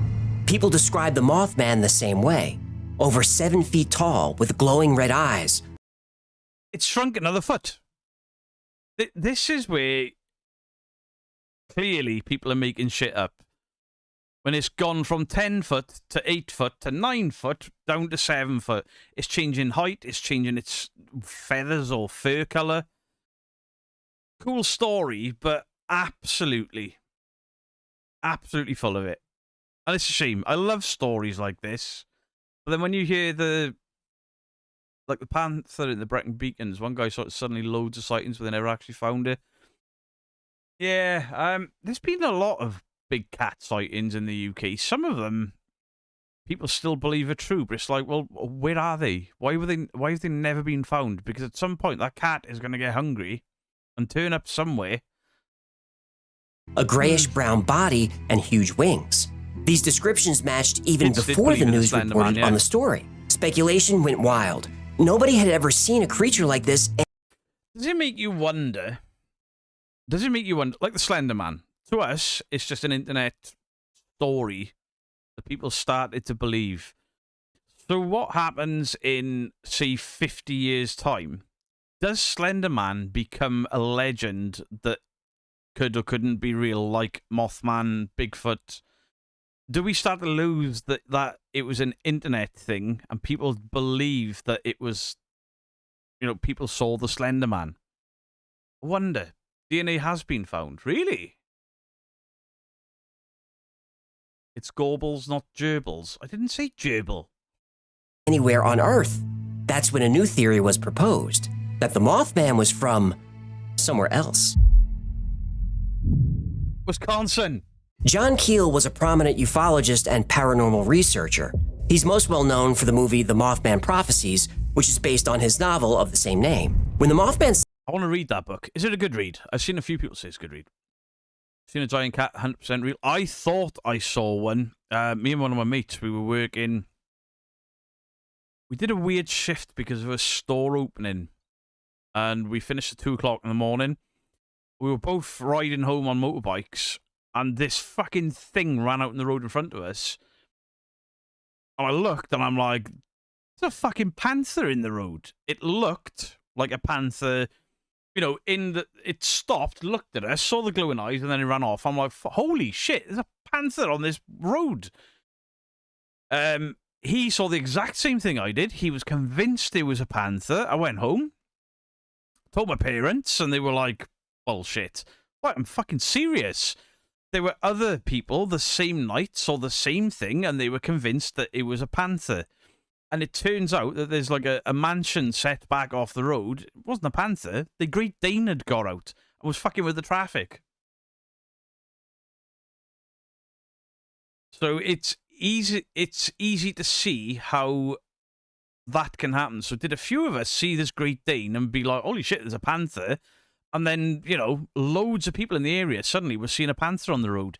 But then even after we all found out that it was a Great Dane that had got out, people were still seeing a panther for months after. Sightings were at their height. Keel traveled to Point Pleasant to investigate. He spent panthers. months interviewing witnesses and local reporters. He studied police reports and legends and myths from the area. John Keel was trying to unravel the mystery of the Mothman, but he soon became a target. He started having headaches and episodes of extreme paranoia. Oh, the Men in Black. Cryptic messages would appear on his answering. I used to be a police officer, took many witness statements regarding the height thing. That's just people aren't accurate with the memory. True. It was Uncanny. There was an episode of Uncanny where somebody comes in and steals a laptop, and then they ask what he was wearing, what his ethnicity was, and all of these questions, and they put them in groups in rooms, and because people were influencing each other, nothing was right. So, yeah, human memory is absolutely flawed. Glad you didn't hit it. So am I. I reckon that Great Dane would have crumpled my motorbike. Machine, sometimes without the phone ever ringing. He was constantly followed by mysterious men in dark suits. Ooh, the Men in Black. Exactly. In fact, John Keel is the one who coined that term. He noticed his mail as being... War of the Worlds radio broadcast. Yeah, my dad told me about that when I was a kid, but my dad misremembered the War of the Worlds radio broadcast. I grew up believing that happened, and it did happen, but it happened in 1938 in the States. But my dad remembers it as a BBC thing that happened in the UK in the 50s. That there was this mass panic. And I'm sure I said about it in a live stream. Somebody was like, that's not right. It didn't happen in the UK. And I spent ages trying to find that this mass hysteria had happened in the UK about War of the Worlds, and it never happened. I told my dad about it. My dad was like, bollocks, it happened. And then when he tried to look, he was like, holy shit. My dad spent his entire life, he's in his 60s, believing that the War of the Worlds was a UK thing, and that the whole mass hysteria happened in the UK because of BBC radio, and it never happened. Could it be more than one Mothman? Calm down, Dean. I don't think this one's real. Never mind loads of them. Opened and resealed. His phone was tapped. Where some people theorized that the Mothman wasn't extraterrestrial, John Keel thought the creature could be what he called an ultra-terrestrial. This is an entity that's from Earth, but lives in a different dimension. A dimension that we can't perceive and that exists outside of time. These entities can materialize and dematerialize any place and anytime they want. I won't go too deep into it, but this conversation keeps turning up with so many ghost hunters. And bearing in mind, I have a belief in the paranormal. I'm like, could that be the case? And I was told about an interesting story of somebody capturing evidence. I haven't seen the evidence, so it's only word of mouth. Somebody was getting knocks and bangs on repeat, and they got answers back. And this guy was communicating with them from the future. He gave a date of the future. And what they were knocking back to was basically thinking they were ghosts, and they thought he was a ghost. And I'm like, that sounds so insane, but you've heard the stories about people walking into shops, and as they walk into the door, it turns into the 1940s, and they've looked at other people, and other people have gone, did you see that? And then it changes back, and how cool. Is it the Mandela effect? But the Mandela effect, I don't think the Mandela effect is a real thing. It's just humans misremembering. To find out that after zooming in on our phones, everyone was looking at a big turkey. What about the werewolf in London? I know it's a movie, but it's based on legend, isn't it? There's often legends of the beast of the moors and things like that. Just about every moors has got a legend of some sort of beast. Favourite War of the World's fact is when the men ran into town to say the aliens had landed, they were not believed as they had lost their hats. Wait, what? Supposed to be one in a group of 9 or 10 people. Dentist recommended gum for you to... Huh? Hans Christian Andersen was a Great Dane. Oh my... They do this by adjusting their energy to match different wavelengths on the electromagnetic spectrum. Keel said these beings go by different names in different cultures. Some call them spirits, or fairies, or angels. In the Middle East, they're called jinn. You may have even seen one yourself, because they're also called the Dark Watchers, the Hat Man, Shadow People. Crab cat? What? Crab cat. It's half crab and half cat. I know what it is, but what does it have By to do? simply whispering its name, it can be summoned from its evil dimension where fish are used for food. Fish are food in this dimension. So take heed, guppies, and fear the crab cat. Okay, you fear the crab cat. The area around Paranormal Party Pooper. Jesus, where have you been hiding, sir, madam? Point Pleasant is a hotspot for paranormal phenomena like the Mothman and UFOs. John Keel said there... I do wonder... Now, there's no scientific fact or proof for it, but there's no scientific fact or proof for the things I've experienced. Are time slips responsible? Jinn like demons. I assume, made you know, Matt, I assumed that jinn were like demons in the Arab faith. Sorry, in the Muslim faith. But then I've had a Muslim reach out to me and say jinn are not necessarily evil. So while some would be our versions, they are the evil. So I don't completely understand it, but no, they're not technically demons. There are a few locations like this on the planet. He called them window areas. Exactly, Howler, Ghostwatch. Ghostwatch scared the shit out of the nation. And again, I thought I misremembered it, but when I asked my mum, I was getting scared watching it and she sent me to bed. So I missed the entire possession of the studio blowing up and shit.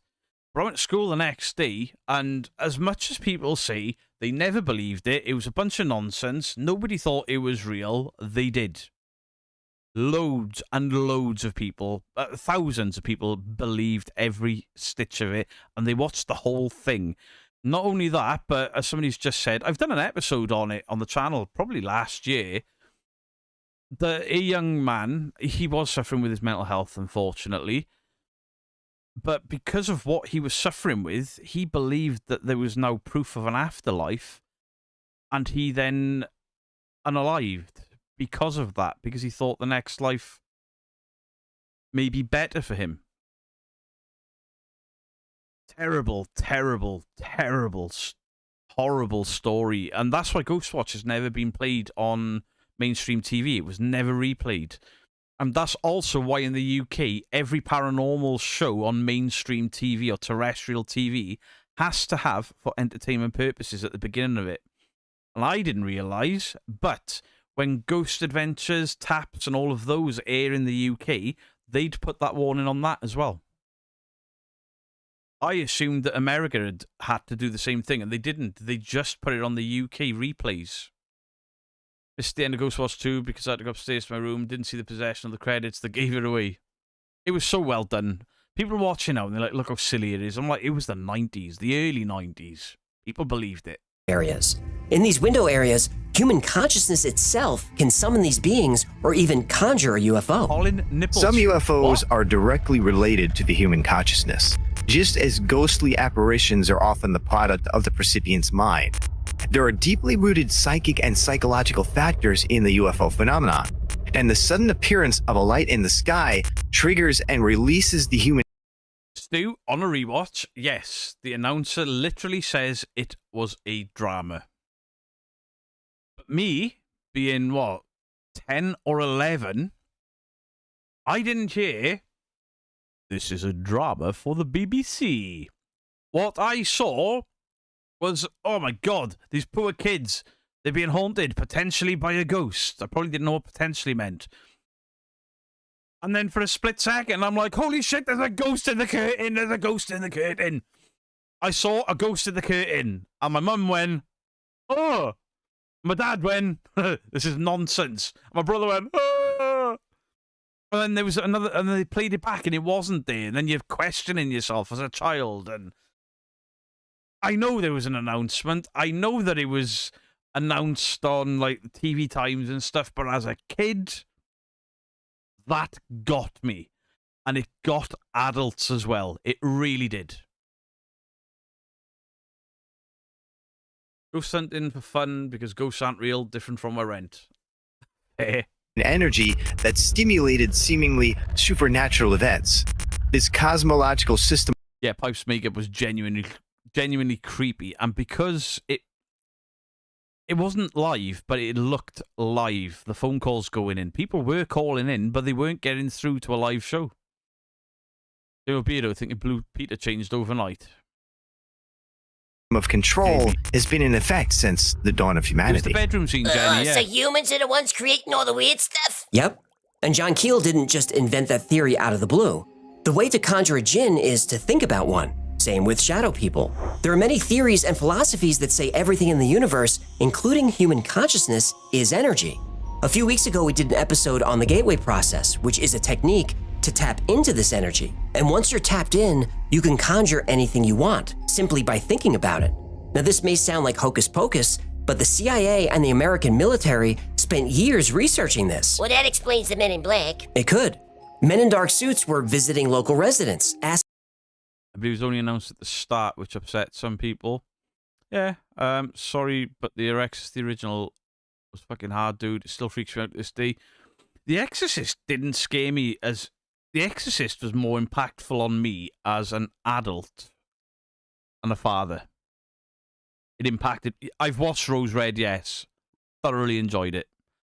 Whole British comedy's been nosed up. British comedy just isn't funny anymore. Do I have Ghost Watch on DVD? I don't think I do. Oh, wait, I might have. I think Chris Fat Rabbit sent it to me. I'll double check.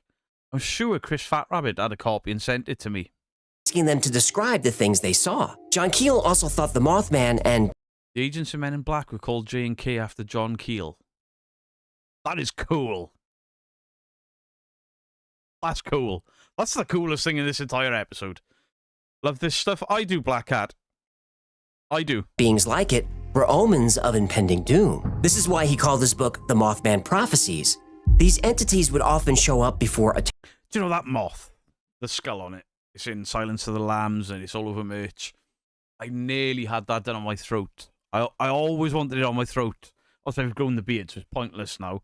But I've seen 3 other people with it. I'm glad I didn't. Terrible event. But he didn't know if they wanted to warn people, were simply observers, or were actually the ones causing the event. The Silver Bridge collapse was one of the worst disasters the town ever endured. Every person in Point Pleasant was affected. Everyone had a friend on the bridge, a loved one, a coworker, a child. It wasn't until after the bridge collapsed that people started connecting the event. If you don't know, Ghost Watch on DVD is then only called Ghost. Yeah. If you look at the DVD, it's Patrick Swayze and the clay molding thing with Demi Moore. To the Mothman. In the days and weeks leading up to the disaster, Mothman sightings were becoming more and more frequent. And as soon as the bridge came down and dragged 46 people to icy graves, sightings of the Mothman stopped. Did the Mothman accomplish what it set out to do? Nobody really knows why the creature arrived or why it left. The fact that it was finally gone was good news for the people of Point Pleasant. But it was bad news for the people of Binghamton, New York, because 8 years later, the Mothman was back. Oh dear. After the collapse of the Silver Bridge in 1967, the people in Point Pleasant stopped seeing the Mothman. UFO encounters, reports of ghosts, the Men in Black, all these suddenly stopped. Whatever the Mothman was doing in West Virginia, it must have served its purpose. But that wouldn't be the last we hear of the Mothman. Not even close. In 1975, in Binghamton, New York, a group of children reported seeing a large creature they described as a man with bat wings and glowing red eyes. 3 years later, a group of miners in Freiburg, Germany came face to face with a creature with glowing red eyes. At first, they thought it was a... I had no idea it'd been seen around the world. Ghost was a brilliant movie. You know, I avoided that movie for years thinking it was a chick flick. And it kind of is. But it's got some really cool horror moments to it. The black shadow things that drag people away. Creepy as shit. The big fight at the end and the glass for chow. Fantastic. Really enjoyed it. Mr. Pipes is retired now. He's living with Lee McTit and Vlad. Man in a trench coat, but then it unfurled large black wings. The men stared in stunned silence until the creature let out a blood-curdling screech that sent the miners running. About an hour later, the men felt the earth shake. Then a plume of dust shot from the mine as it collapsed. If the men had gone to their stations as usual, most of them would have been killed. The creature they called the Freiburg Shrieker actually saved their lives. Throughout 1985, workers at the nuclear power plant in Chernobyl claimed to see a huge black bird-like creature flying around the plant. It had the body of a man and red eyes. They called it the Blackbird of Chernobyl. Holy shit!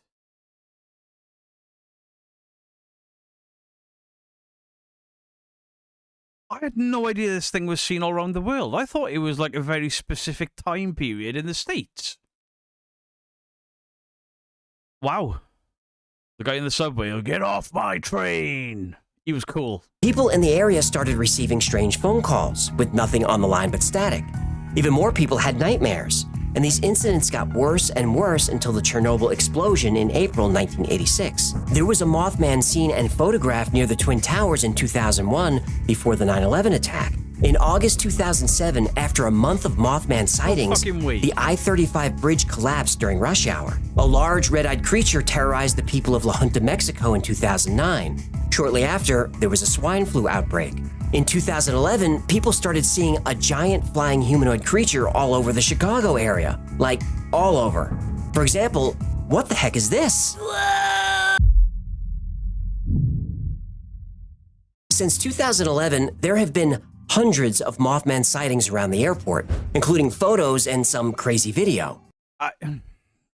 Again, it's always this dog shit quality. You can't see fuck all, but I had no idea that it went this deep with how many people have seen it in how many countries, and I knew it appeared for disasters, but I thought it was just the United States. What the hell is that? It looks like Khaleesi is coming to burn King's Landing. I was just going to say it looks like a dragon. Whatever it is. Yeah, I didn't know anything about it being seen at 9/11. Is that something that's just been added into history? When did the Mothman film come out? That was the 90s, so that... I'm trying not to... Mothman Prophecy, the film, was the 90s, right? So that wouldn't have impacted a film in 2011. Because 9 times out of 10, people start seeing shit and you can elude it. Or, for example, the Warrens. It was ghost, ghost, ghost, ghost, ghost. Exorcist drops. Everything's a demon. YouTube paranormal. Everything was a ghost, ghost, ghost, ghost, ghost. Paranormal Activity drops. Everything's a poltergeist. Conjuring comes out. Everything's a demon. And the demons are starting back up now because another Conjuring movie. The way it's flying, it's big. Skeptics say that's a bird, but it doesn't look like a bird to me. Fucking bird? Well, I hope that bird don't get hungry. More to the point, I hope that bird don't shit on my car. I'll cover it. The website phantomsandmonsters.com has been tracking all the sightings in the area. They even have an interactive map, and I'll link it below if you want to check it out. They've been compiling emails, phone calls, and interviews from eyewitnesses working at the airport. I had just left work at the USPS sorting facility at O'Hare International Airport. I was walking out to my car when I saw something standing at the far end of the parking lot where I usually park. At first, I thought it was a very tall person with a long coat.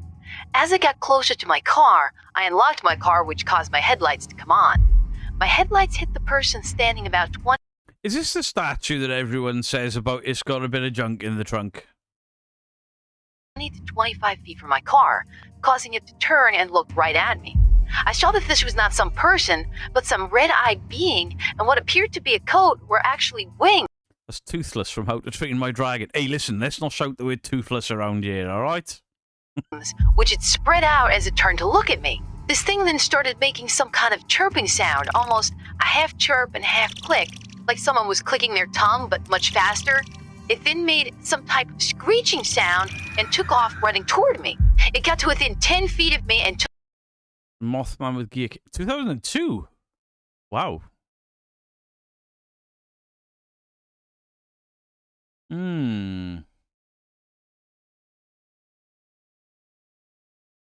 Took off into the air and flew above me. I got home and told my husband, who also works at the same facility, and he was the one who told me about the sightings of this thing. I was scared shitless and hope I never see this thing again. There are all kinds of stories like this by reliable witnesses, including airport security officers who have a lot to lose by sounding crazy. My name is, and I'm a security guard at O'Hare. I'm reluctantly writing to you to report something that I saw a week ago. On the night of Tuesday... So, Mothman came out in 2002, September 11th was 2001. When were the reports of Mothman being seen? Was it after the film came out, or was it directly around the time? Because that wasn't covered, was it? Tuesday, December 3rd, 2019, I was heading toward one of the airport cargo hubs. I was approaching the creek headed toward Montrose Avenue, but I saw this large person standing down in the creek bed. I stopped, thinking it was maybe a trucker who decided to wander down there to relieve himself. I put on my lights and stopped my vehicle and was preparing to... Why can't the statue look like that? ...get out when this man turned toward me and I saw two very bright red eyes. This thing appeared to be looking straight at me, and then it turned away and walked away. As it did, it unfurled a set of wings. It took off into the air and was gone into the darkness. I was left there wondering what in the hell had just happened and what I had just seen. I'm going to be blunt here. I don't believe in hobgoblins and little green men.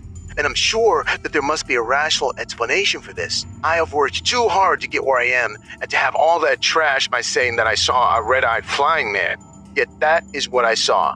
I'm torn between reporting this and keeping my mouth shut to protect my retirement. If I do report this, I want everything to be done to protect my identity. Pilots even saw it. My name is Bruce, and I'm a pilot for and I've been with since 2008.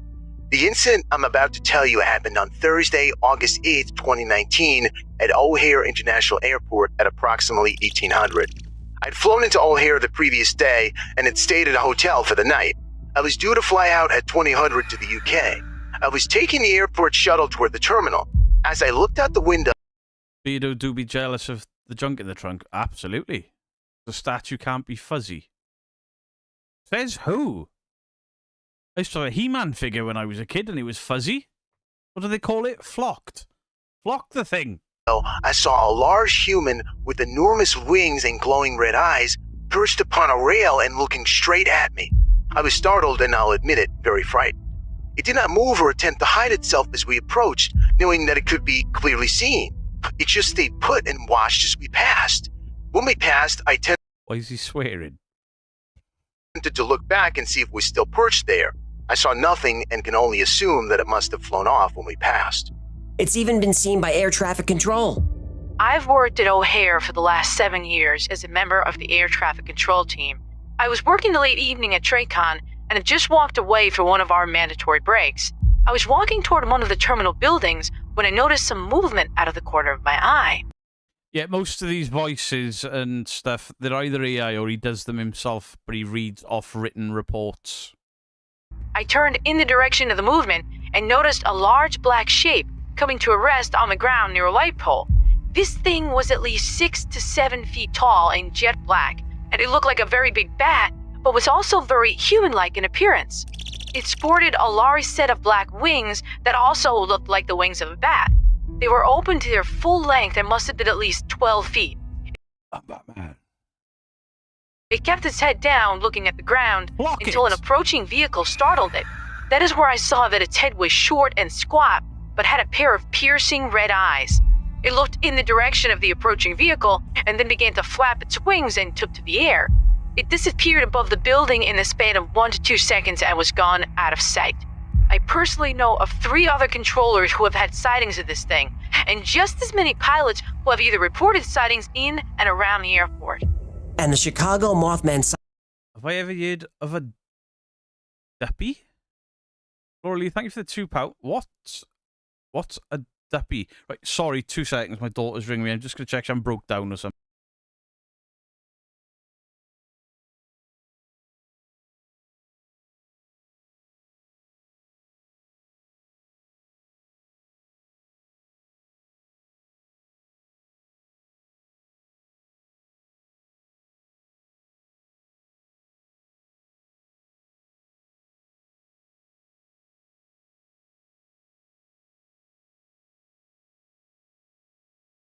When your kid never rings you, and then when they do, you're like, shit. The first thing that enters your brain is car crash or flat tire. Have we got any batteries in the house? Oh. It's weird, that kid's going to give me a heart attack. What's a duppy? I don't know what duppy is. Has anyone cleared up what a duppy is? Flock, yeah. Shut up. She's fine. She forgot I was streaming. That's why she knows not to ring me when I'm streaming. And I was like, holy shit, what's gone wrong if she's ringing me when I'm streaming? And fuck's sake. Sightings are still coming in.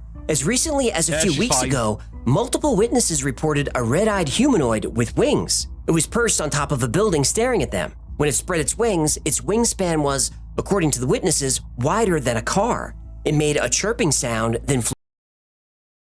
Caribbean spirits of the past. They leave rum out to appease the spirits, hence the brand Duppy Share Rum. Oh. Oh, it's a ghost in Jamaica. Flew over them and up and out of sight. Now, the Chicago Mothman has been seen for at least 12 years, so luckily it doesn't seem to be predicting doom for the city. Oh, I take it you haven't been to Chicago recently. Will I ever not laugh at that goldfish farting? The Mothman is one of the most seen, most widely reported cryptids in the world. It's been seen in every country, and often by reliable witnesses. So what is the Mothman? Is it really a flying humanoid with glowing red eyes and giant wings? Well, there are a few theories. One is, it's an alien. I like it. In the Point Pleasant area, Mothman sightings coincided with UFO reports. So naturally, people connected them. That would also explain why the Men in Black showed up. Some locals thought the Mothman was an angel. I like it. Trying to warn people. Ghost in chat, you didn't upset me. It's just some people tried to stir things up. I thought it might be that again. Don't worry about it. Nothing to do with you. It's just other people don't know how to behave on occasion. I thought he was starting up again, so I was nipping it in the bud. About the bridge collapse. An interesting theory is that the Mothman is a new species, one that mutated from the toxic waste and chemicals dumped in. He was definitely farting. There was a and then bubbles. Jen, happy 40th birthday. Iceman's wife, Jen. Happy 40th. It's all downhill from there. You've turned 40 today. Tomorrow, you'll go to put your shoes on and you'll realise that you started making a stupid noise like the following. Spice drum. Nice.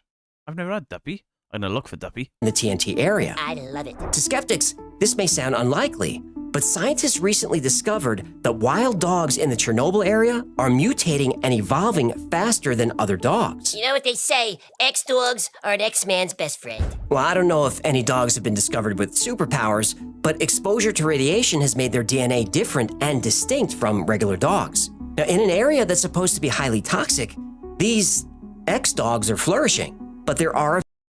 Reliable is a relative statement. If it's beardo, maybe not so much. Hey! Few non-supernatural explanations. In the Point Pleasant area, specifically during the first Mothman sightings, sandhill cranes were migrating. Sandhill cranes are big birds. They can grow to almost 5 feet tall. And it's not 10 feet though, is it? But that silhouette there looks like what we were seeing earlier, minus a big tail. Their wingspans can easily reach 6 feet or more. They also have red markings on their heads, which could explain why people see what they think are red eyes. But even the biggest crane is not big enough to fit the description of the witnesses. Unless it's a mutant expert. Right, unless it's that. Another common explanation is that what people thought was the Mothman was an unusually large barn owl. Barn owls have large eyes, and in the dark, their eyes shine red. This is from a layer of eye tissue that reflects light around the retina multiple times, allowing them to see extremely well in the dark. It's called tapetum lucidum. In fact, almost all nocturnal creatures emit an eye shine. Headlights on dark roads in the woods would reveal all kinds of animals with eye shine, from something as large as a bear all the way down to a spider. Now, barn owls don't get anywhere close. Why did that spider have eyes on his ass? Duppy is a spirit from Caribbean folklore. I've never heard of that. Vito started making noises at 30. Yeah, it starts earlier for some. I've been making those noises for a long ass time. Trying to be funny, alright? Close to large enough to fit the description.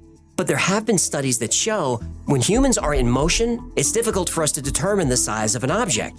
The faster we're moving, the harder it is. Zooming along at 70 miles an hour past a 5-foot tall bird with a 10-foot wingspan, that bird might look huge. And in forensic psychology, there's something called the weapon focus effect. It says that when people are under stress, specifically fear, their memories are unreliable. For example, when someone is a victim of armed robbery, they tend to focus on the weapon and not other details of the scene. Well, that would explain all the sightings in Chicago. Marsalek found that that was a cheap shot. When people view a disturbing image, they were highly confident in their memory of that image, even if their memory was wrong. We know that human memory is already unreliable. If we recall an event a certain way, our brains will eventually create the memories to fit, even if our recollection is completely wrong. So when 4 people start telling each other they saw a 7-foot-tall Mothman, it won't take long for the memories to be created. When these false memories are shared by multiple people, it's called a transactive memory. And then you have mass hallucination and mass hysteria, where people think they're seeing a threat, but they only see it because they were already afraid of it. So we have all these Mothman sightings. That statue is shit, though, innit? People are reporting this thing with massive wings and, you know, interdimensional being of fright and owl-like and rah. And they give you the putty from the Power Rangers with red contact lenses and fucking butterfly wings. What is that? That is awful. Awful. Whoever designed that, back to school. Terrible. Terrible. That doesn't look like any of the descriptions whatsoever. Sightings happening around Point Pleasant, and then John Keel comes along and writes a book about it. The book becomes a runaway hit. The information in the book then adds to the group's memory. The problem with that is, John Keel's book was a fiction novel. The connection of the Mothman to the Silver Bridge? Keel made that up because it makes the story more interesting. Same with the weird phone calls and electronic disturbances. Keel invented those too. If you go back... How does it fly with holes in its wings? I mean, artist representations and stuff, I understand it. Like, I'm not allowed to have disliked the Ed Gein story because it was artistic. It ain't artistic to see Charlie Hunnam jerking off in his mum's underwear. That wasn't artistic. It was fucking weird. And read eyewitness testimony, you'll see that nobody reported weird phone calls until after the book came out. John Keel also made up the part about the Men in Black. The witnesses who say they saw Men in Black, they didn't... Lycan, I am not jealous. I have abs. I just love them so much. I've got this barrel of lard to protect them. Mention it before the book's release. John Keel's notes and letters have been thoroughly analyzed. The information in the Mothman prophecies is vastly different than the notes he took during his investigation. Now, the legend says that over 100 people saw the Mothman in Point Pleasant, but the actual number of incidents is just 6 or 7. Now, that's still something, but clearly lots of people wanted to jump on the attention bandwagon. If you read the later witness reports, some of them are ripped right out of scary children's stories and other urban legends. Now, why did the Mothman sighting stop right after the collapse of the Silver Bridge? Because the people in Point Pleasant now had a real tragedy to deal with. It snapped them out of their group memory and gave them something very real to focus on. But even with all these attempts to explain the Mothman, skeptics still come up short. The sightings in Chicago are real. Maybe not all of them, but some of them are. And back in Point Pleasant, before the newspaper reported anything about the Mothman, eyewitnesses who didn't know each other described the... That's fucking Spider-Man with angel wings. Who drew that? Who drew the cock with wings? Flying Spider-Man needs a manicure. Angel thing. Flying cock. Who drew the flying cock? Same person that made the fucking statue. Creature the same way. Now, if you follow this channel, you know I don't like doing stories about cryptids. This is because there's rarely compelling evidence, and there are never any good pictures. But in the process of researching the Mothman, I might have come around. Shit, if I've lost just my a chat. little. I don't know if the Mothman exists, but people are seeing something. So if you're ever driving at night through the rolling hills of West Virginia, or stumbling to the car rental after a red-eye to O'Hare, pay close attention. Listen for an odd clicking or chirping sound coming from the shadows. I can't read Look for chat for a two minute. glowing red eyes watching you from the dark. But don't be afraid, the Mothman has never hurt anyone. But if I were you, I'd stay away from bridges for a while. Just in case. That was cool. Thank you so much for hanging out. That was cool. I enjoyed that. Right, I gotta change screens quick because I can't see my own chat now. I've shut my chat window and it's shut on here as well. What have I done? Okay, so we're gonna end the poll there. Is Mothman real? This is by far the least divisive thing we have ever discussed on this channel. End the poll. 78% of people don't think it's real. 22% do. 22% believe it's real. That's the biggest gap I think we've ever had on one of these polls, on one of these bizarre tales. Sleep deprivation side effects of white lightning. Stupid shit after drinking white lightning. Whew. Being on 64 today, you can have a Possum Pete. Casey, of course you can. Happy 64th birthday to you. Let's go.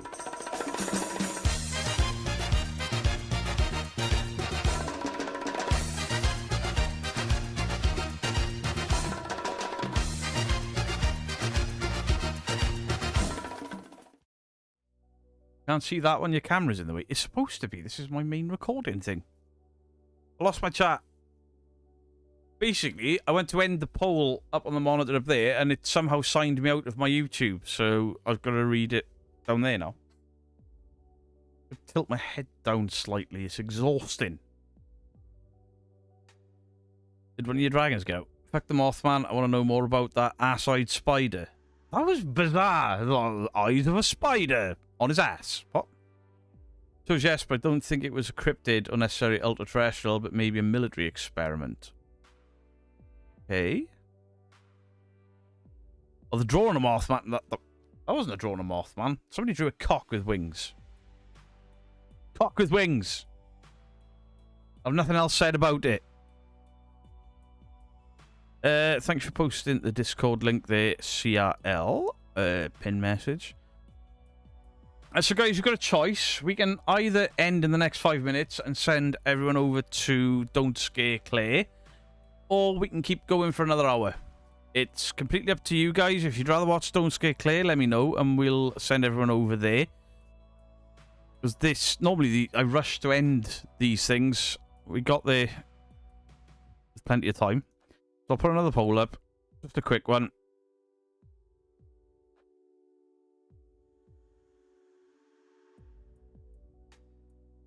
So put the poll up, and then let me know. I'll end in like a couple of minutes. Do an episode on Bigfoot, Sasquatch. We did that a couple of weeks ago.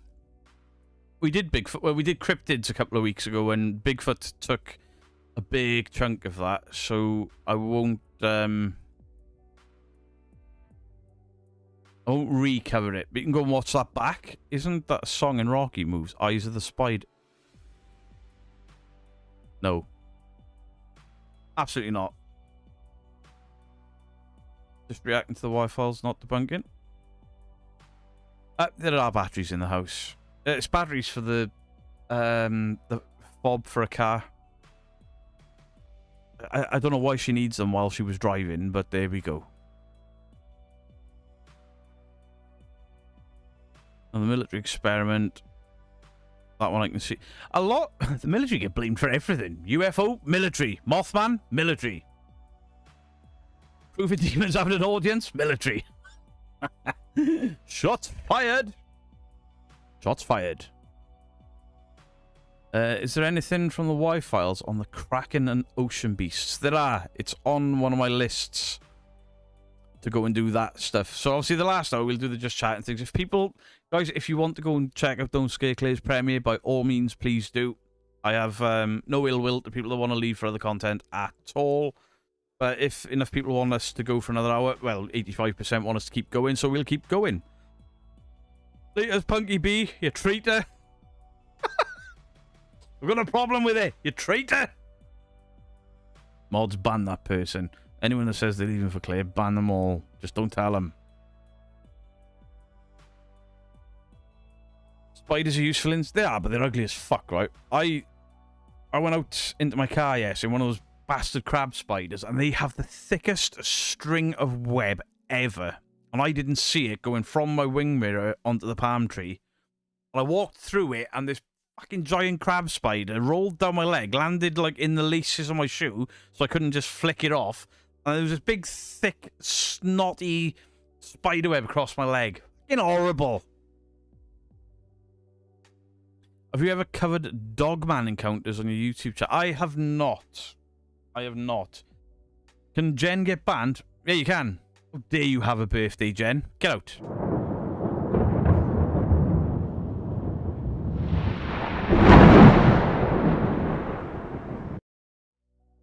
Something you should react to by the Paranormal Party Pooper. I mean, please go and check out the Paranormal Party. We'll probably send everyone over there afterwards since he's made his comeback. We'll send everyone over. But what I won't do is react to it, because what will happen then is everyone here watching me is going to watch that and then not view on his channel. So I'd rather send everyone over. There's a reason I pick older Y-Files episodes as well, because he's got the bulk of views before I cover it, which is probably saving me getting copyright strikes and stuff. Crab spider palm tree, where are you? The bloody cabaret.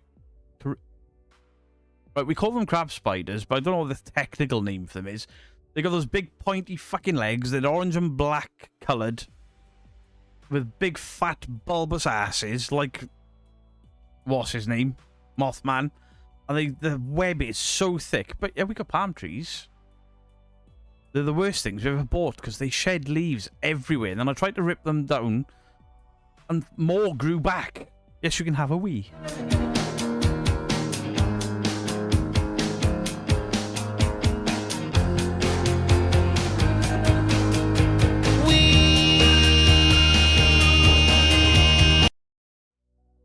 Is there a spider martial arts style like Mantis? I have no idea.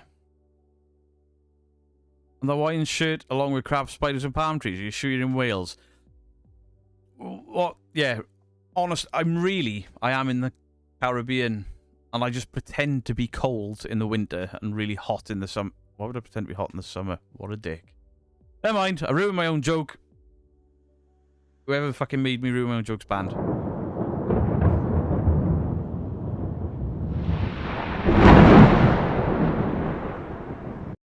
How many videos like Possum Pete? 1, 2, 3, 4, 5, 6, 7, 8, 9, 10, 11, 12, 13, 14, 15, 16, 17, 18, 19, 20.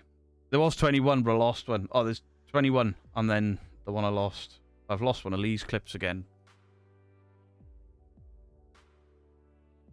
Beto, someone wants a Negan? Bloody hell. I'm gonna strain my finger pressing all these buttons. Hot diggity, hot diggity. This kind of thing that just tickles my balls. Hot diggity, hot diggity. This kind of thing that just tickles my balls. I just banned myself for ruining my own joke. No, I banned whoever made me ruin my own joke by distracting me. Yeah, ban my fucking self. Yes, you can have a Mary. Mary loves Dick. Mary loves Dick. Mary loves Dick.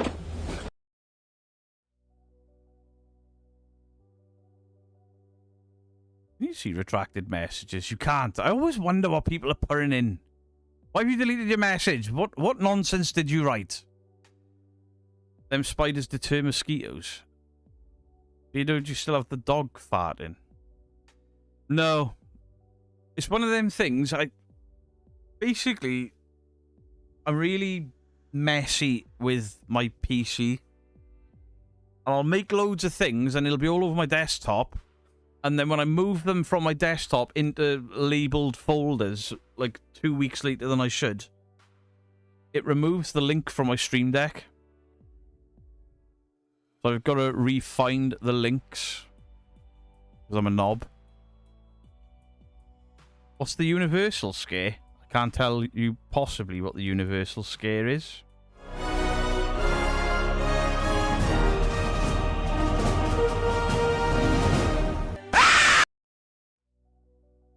That's the universal scare. I love Hellier, but there's stuff in the unbinding that I'm unsure is actual activity fakery or the reconstructing events later to film. I haven't watched that yet. CRL's asked me to watch that a lot. I'll give that a watch because I can never remember their name. And I've tried to watch them numerous times and I can't get into them. Look, yep, I'm a skeptic and I don't believe in anything. Here's the SLS. I know it's bollocks, but I'm going to use it every week without fail anyway. And I'm like, oh, use something else. And why does that guy keep screaming? I've heard of Spring Heel Jack, Kenneth. When I was a kid, you had Monster in my pocket. And Spring Heel Jack was the craziest looking one. Absolutely loved it. And then Dead Cold Paranormal did an excellent episode on Spring Heel Jack. Did you watch Crow's community? Crow's done a community quiz? I thought Crow was ill. Greg and Dana Newkirk. Old man. Oi. Oh look, a video of a quiet road with a silver car and entire generation traumatized. Sometimes you catch something from someone else's conversation and wow. Hell, takes a while to get to the point, but when it does, it's good. I'm sure a Corvette can make you a new video. I mean, I've only got one left.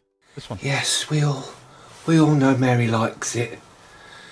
Copy me. Ooh, ooh. Sorry, Carl. What was that?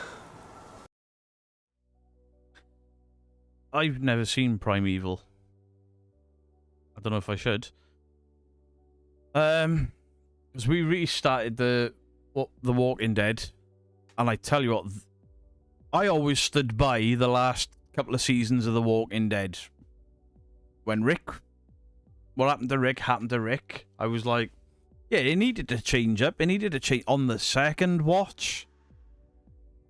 I don't think I'm going to finish it for a second time.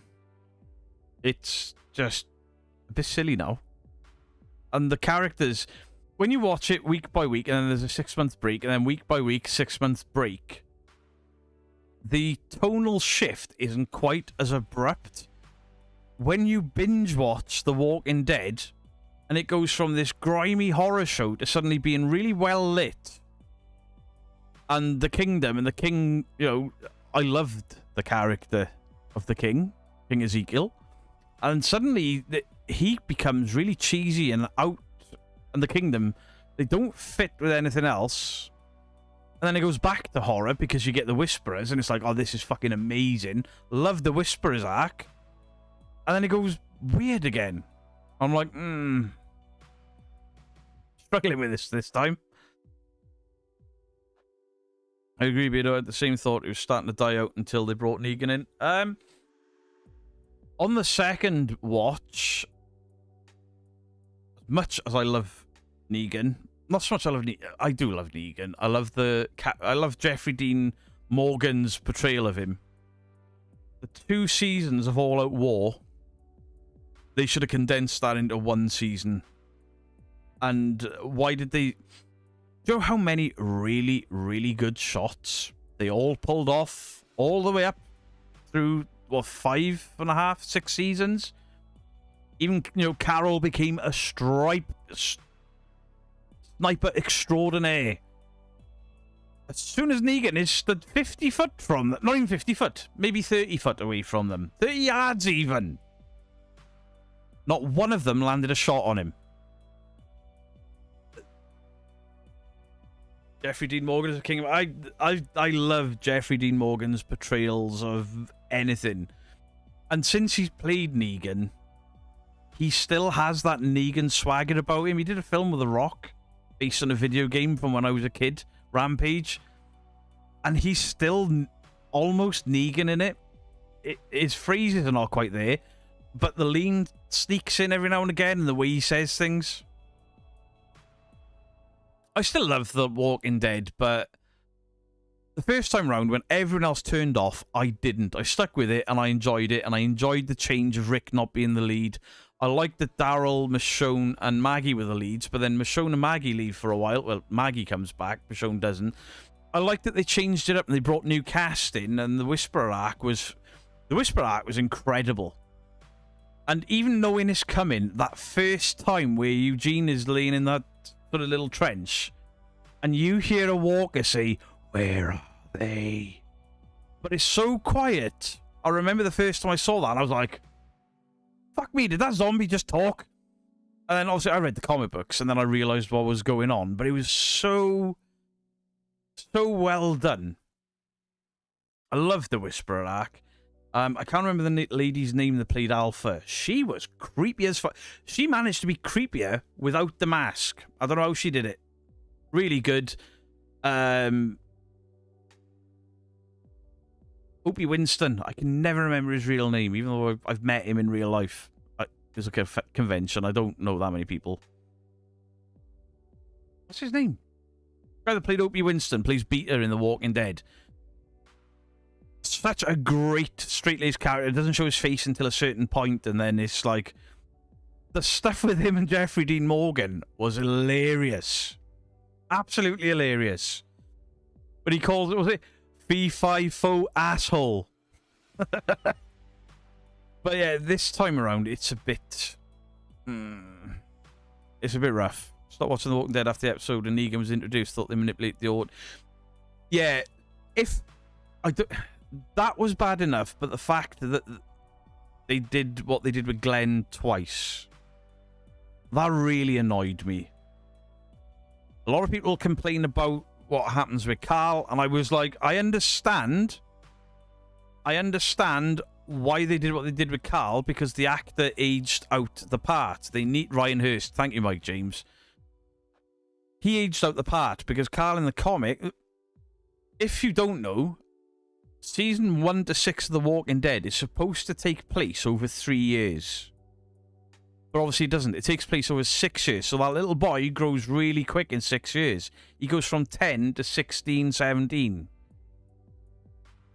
So he aged out. So Judith takes the Carl role. I understood that. I got that. I was behind that. But then even Judith's age doesn't make sense. Because Carl is aging year by year. Judith stays a baby for 3 years. Like a baby for 3 years. It's only stuff I noticed on the second watch, but things like they cover themselves in zombie blood and all that stuff, and it doesn't really matter where they get it. They say don't get it in your eyes, but they're stabbing zombies, they're splashing all up their faces, and nobody gives a shit. Cool. So how come when Negan dips an arrow and fires one, people start turning? Yet Gabriel gets it in his eye and only loses an eye. But I overall, I love the story. Also, the Beta character was to be a singer before an actor. They got a lot of... Do you know what? At one point, there was talk that he was actually going to be... Beta was actually going to be Ryan Hurst. He was going to be the actor Ryan Hurst. Instead of recognising the musician, they were going to recognise the actor. I kind of wish they'd done that. That would have been cool. Daryl is your favourite? Daryl was my favourite until Negan. And listen, I know Negan was a dick, but there were certain things that Rick's group did that were even worse. Killing people in their sleep for one instead of, you know. But Negan, Jeffrey Dean Morgan steals every scene he's in. Every scene he's in. The stuff with Alpha and Beta with him was incredible. Wonder if I truly believe that if Shane had been around at that point, if he'd been around, the governor wouldn't have been such an issue, and I don't think Negan would have survived. I don't think he would have survived. Shane was way too unhinged. Shane was dangerous, but in a good way. He was a dick, but you got to understand. He did it all for love. It's a bit shitty. Your best friend's in hospital. Oh my God, he's been gone for 3 months. He's dicking his wife. Wow. Didn't like Shane. John Bernthal. I think John Bernthal is one of the most underrated actors ever. His take on The Punisher is fantastic and brutal. I've seen him in a film with Ben Affleck, and he's brilliant and funny in that. I love watching stuff that he's in. Shane would have killed the governor. Even in the comics, she loved Negan. I did. Hated him at first, then grew to love him. I've watched all of the spin-offs. I'm not up to date on the new Daryl spin-off. I've watched the first 2, maybe 3.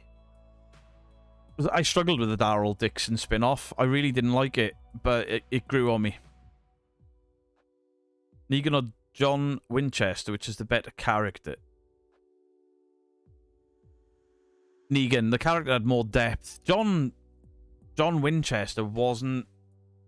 Whilst he was a driving force behind the show, he was barely in it. But, again, an incredible actor. Of this Punisher take, very dope. Thing is, I like it when an actor takes on a role and then they embody that role and they learn to fight, and all the gorilla grunting and stuff that he was doing while he's doing those fights. That was all John Bernthal. Incredible. Absolutely love that.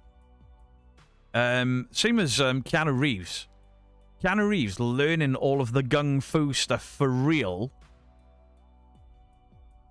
For what's it called? John Wick. There's a documentary you can watch called John Wick is Pain. To watch what Keanu Reeves puts himself through in his 50s for those movies is phenomenal. Like, he puts his knee out at one point and he doesn't break the scene. He carries on until cut. Absolutely nuts. The new series by Vince Gilligan looks really interesting, going back to his X-Files roots. Ooh. I didn't enjoy Breaking Bad. I didn't like anything about it. There was not a redeemable character in. I hated everyone in it. Hated them. The biggest mistake The Walking Dead did with Negan was the Glenn fake out and then the Glenn real, and making us wait 6 months, because we see it from the camera's point of view. You see the blood on the camera and you don't know who it is, and then it's like, I gotta wait 6 months. That pissed so many people off. But I was one of those nerds that was excited for 6 months. What? Yeah, I didn't like Breaking Bad. I hated it. Got a happiness virus and one woman isn't affected. Oh. Hey, see Gaita? I'm sorry if I've said that wrong. Welcome in. Is Breaking Bad the movie with Keanu where he's a surfer? No, that's Point Break. Welcome to Death. That looks so good. So good. You hated Eugene? I didn't. I mean, I've got a Eugene Funko Pop over there with his pickle. I thought I didn't have that. I've got Eugene with his pickle over there. I got a Walking Dead Funko Pop stack there. And I got a shelf full of Walking Dead action figures, varying sizes and box sets and stuff up there. I got a lot of Walking Dead shit. I got my Walker Stalker convention lanyards and stuff there. Because it was the only show that me and Mrs. Geek had ever watched at the same time and really enjoyed. Hey, Happy Droid, how you doing? You wouldn't like the BB spin-off Better Call Saul? I've never watched it because I didn't like Breaking Bad. But he's in a film called Nobody, and then the second one. Brilliant. Really enjoyed them. I hate at the end of the series of The Walking Dead with your POV and the person being smashed in the entry. Yeah.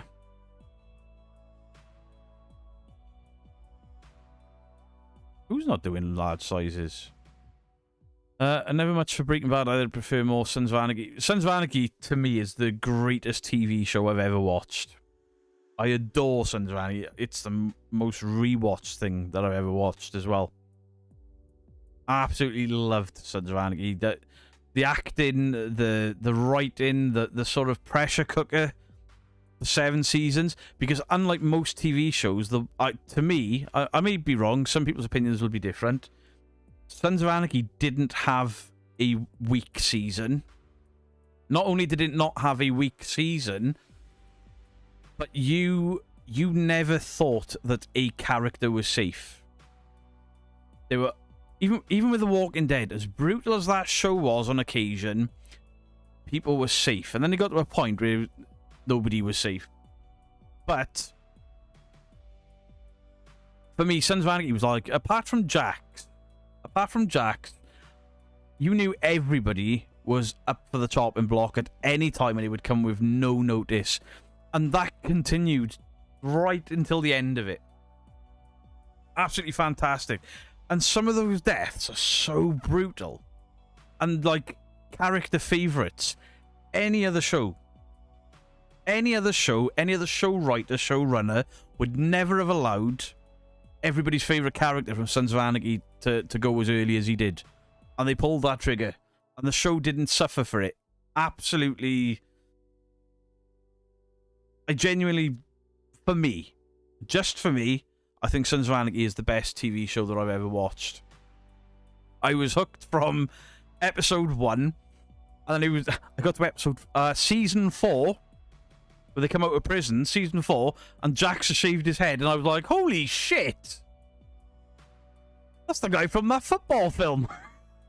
Didn't even realise he was the same actor. I stopped watching The Walking Dead after, yeah. Season 2 opener, What Happens to Gemma is brutal. It is. That show was bizarre because they had racial slurs, neo-Nazis, drugs, and horrific acts of violence, yet they couldn't swear. It was the only nitpick I could find with it.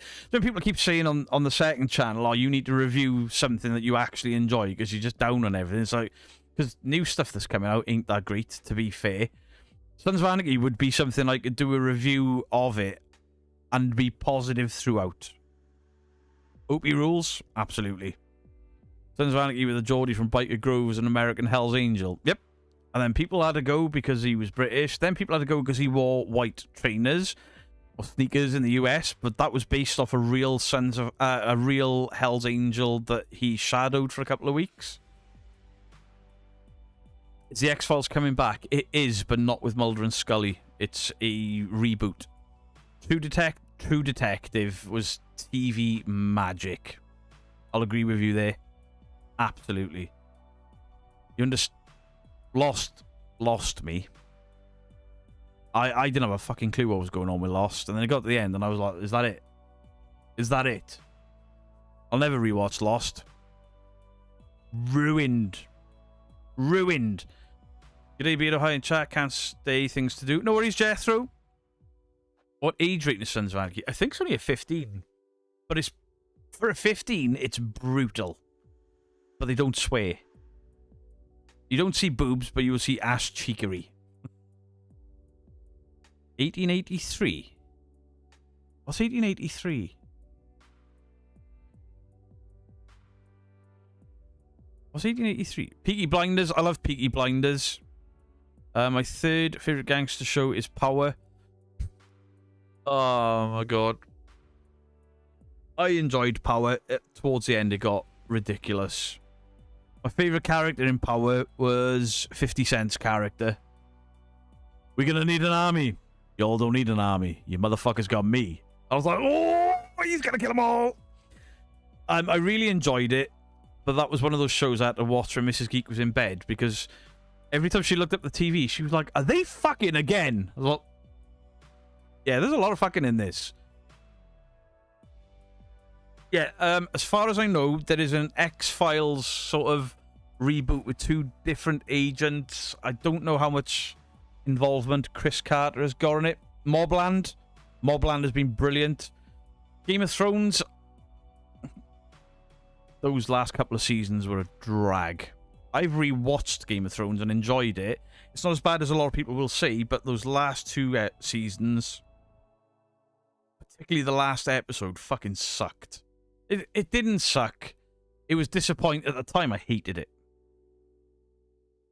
Who shot JR? Wasn't it all a dream? Is that a thing? You can't watch movies that aren't too adult. Can or you can't? Same. My wife looked up on Game of Thrones. Yeah. Hey, listen. Game of Thrones has got nothing on the amount of fucking that is in Power. It's like shootout. Fucking. Conversation. Fucking. Wait. We'll take a break from that fucking with more fucking. Good job I don't monetize my live streams. Yeah. It was hard to get past all of the fucking. Gentleman TV show on Netflix is good. I've watched it. It wasn't as good as the film, but it was very good. The film of The Gentleman, it's one of them movies I can't decide what to watch and I'm scrolling. I'll be like, fuck it, I'm going to watch The Gentleman. I just laugh. It is such a funny, violent film. I think the missus had a thing for Brick. Brick? Slow Horses and Apple is brilliant. Gary Oldman. That's why you don't get into Power. I am no prude, but at some point I'm like, there's just sex after sex. I don't particularly want to watch it. The F word in F1 is crazy too. The F word in F1? What? I never watched Lucifer. Megan, thank you for the $2. Watch Banshee if you can. Have I watched that? I think I might have watched. I don't know. Maybe I might have. Or I might have started it. Deb's Twin Peaks. I was far too young to have watched it the first time and still loved it. But yeah. You are absolutely a prude. I'm not. You've watched Lucifer 3 times? I've never seen it. I don't know why. It just doesn't really appeal to me. Loved the first Kingsman. The other two were crap. Agreed. Game of Thrones was a big anticlimax. Yeah. Right. For any of you Alan Partridge fans, I am going to upset you here. I can't fucking stand Alan Partridge. I don't find it remotely funny. Never, ever enjoyed it. Ever. Ever. I've never found him funny.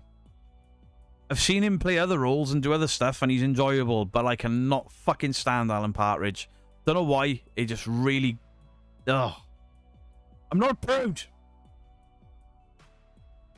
Sons of Anarchy had a good balance between that and then Power does...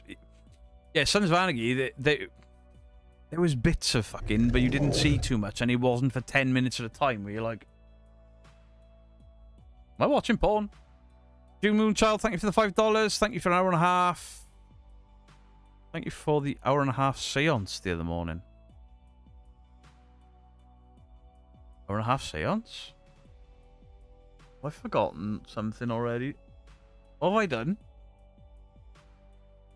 Hour and a half seance? What?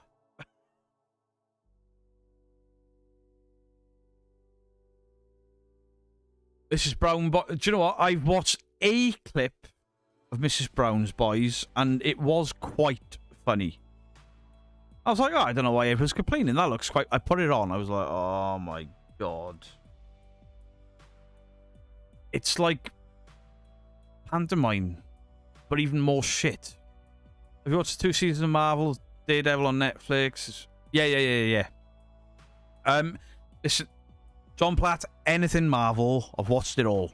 I'm not a Marvel nerd. I'm a comic book nerd. I mean, I've got an MCU glass cabinet there. There's a shelf up there. There's a mixture of MCU and comic book stuff. I've got all my Batman down there. I've got Masters of the Universe, Sons of Anarchy up there, Walking Dead up there. bizarrely, no Spawn anything in this house. I've got Spawn comic books, the first original 90-odd episode, first print issues. I've got all of them. Not a Spawn figure, not a Spawn Funko Pop, nothing. And I don't know why. Good night, Jennifer Taylor. I mean, under there in a glass case, I've got the very first issue of The Walking Dead, and then the 5 different covers of the very last issue of The Walking Dead, because I am a nerd. The newer Daredevil was a bit of a mess. Still enjoyed it, but it was a bit of a mess. You can tell where the new writing team and the old writing team, which episodes were whose, because of how shit some of them were. I still haven't seen Marvel Zombies, come to think of it. I'm slacking on the animated stuff. Oh, the Deadpool movies are incredible. Absolutely love them. Ryan Reynolds will forever be Deadpool. Like Hugh Jackman will be Wolverine. Sure, why I got ice cream, sausages, and me giving the finger in my chat?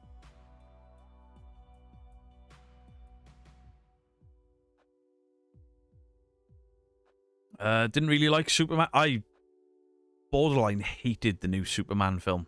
I'm not a Superman guy, and maybe I didn't like it because he was the most Superman. But if some Kryptonian god is going to be in a film, he best be super, and he spent the entire film getting the shit kicked out of him and crying about a dog biting his ankles.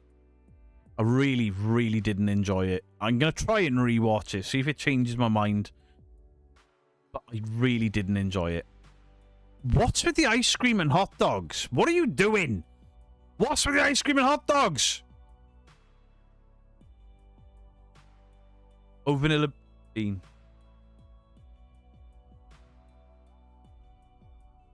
Oi. Have a bubble toil and trouble. Behave. You want a good Ghost Rider film? Apparently, Norman Reedus was getting signed up to play him, but then he was in a Spider-Man film for half a second. What's your opinion on the Scarlet Witch? What? Movies or comic book? Great character either way, I suppose. I know nobody liked Doctor Strange in the Multiverse. I did. There was some proper old school horror Evil Dead elements in it, and I loved it. They're not hot dogs, they're beans. I see that now. Deadpool 4 will absolutely be in the works because of how much money it's brought into Marvel, while Marvel have been on a massive downer. Oh, by the way, I got around to watching the Fantastic Four. It's fucking brilliant. Seen people complaining about it. Loved it. Oh, the Skirrid Inn. You're welcome. Marvel's been doing great with the cast in Doctor Strange and Thor with characters that I never gave the slightest shit about until the movies. I've always been a big fan of Thor. Thor's my favourite comic book character. I've been a fan of Doctor Strange. But yeah, the casting has been... Have they ever miscast anyone? Mark Ruffalo. To be fair, I liked him in the first Avengers film, but he was no Ed Norton. And what they've done with the Hulk is criminal. Absolutely criminal. Superman was okay. It's a one-watch deal for me. Seen it. It was okay. Not like... See, I'm not even a Superman guy, but the Richard Donner first 2 Superman movies were fucking incredible. Thought Fantastic Four was going to be crap and loved it. Yeah, I went in with very low expectations, so I think that's why I could... It's one of those movies that I thought was going to be bad or not great, and I was just smiling the entire time watching it. Evil Dead is awesome. I absolutely agree. Some people don't like it when I say this. They've never made a bad Evil Dead film. I think all of them are awesome.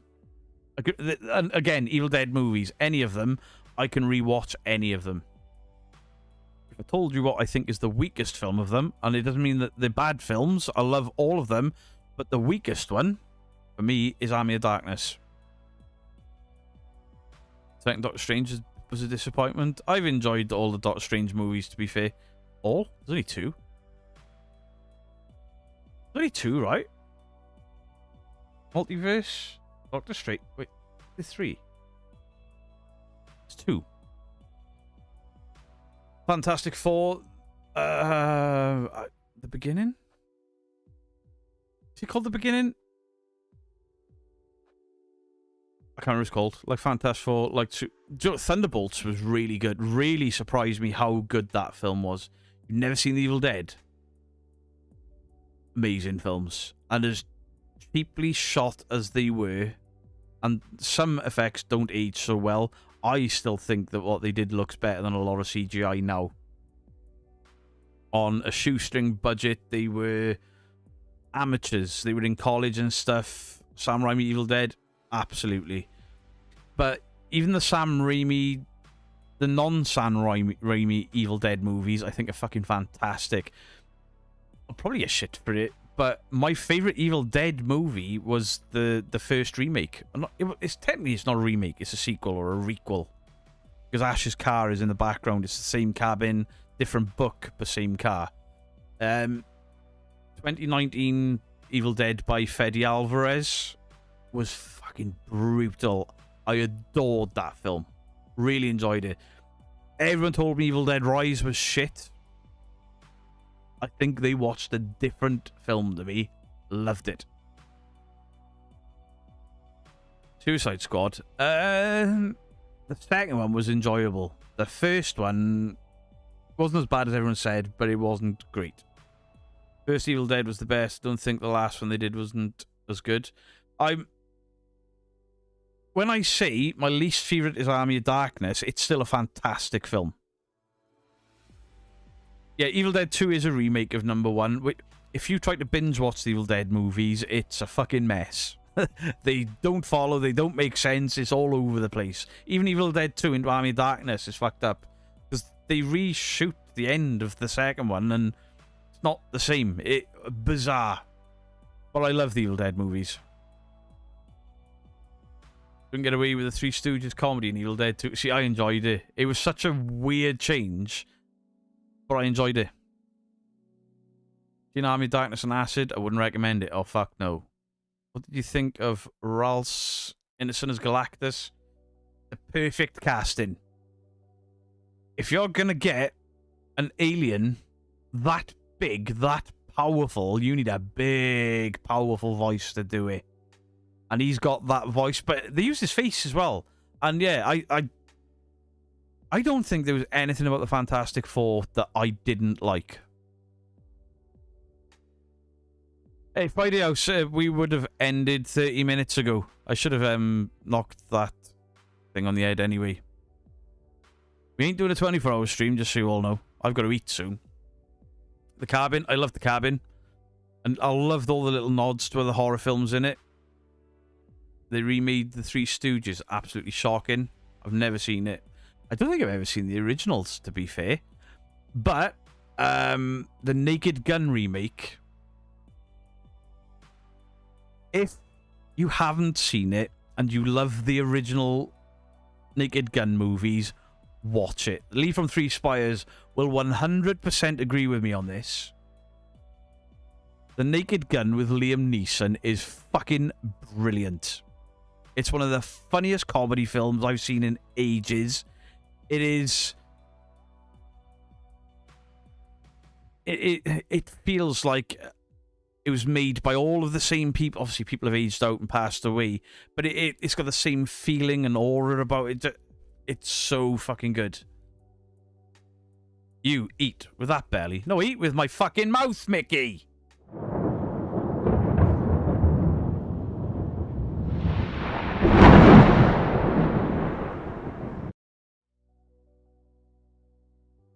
The whole thing with the shadow play.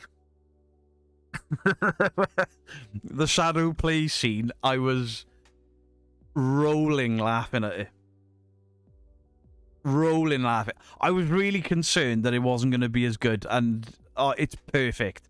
It's the perfect Naked Gun follow-up movie. Absolutely amazing. That's going to be another one that I'll rewatch time and time again. The biggest issue with Marvel's Fantastic Four First Steps is them gender swapping Shalabal as a female surfer. It should have been Norin Rad.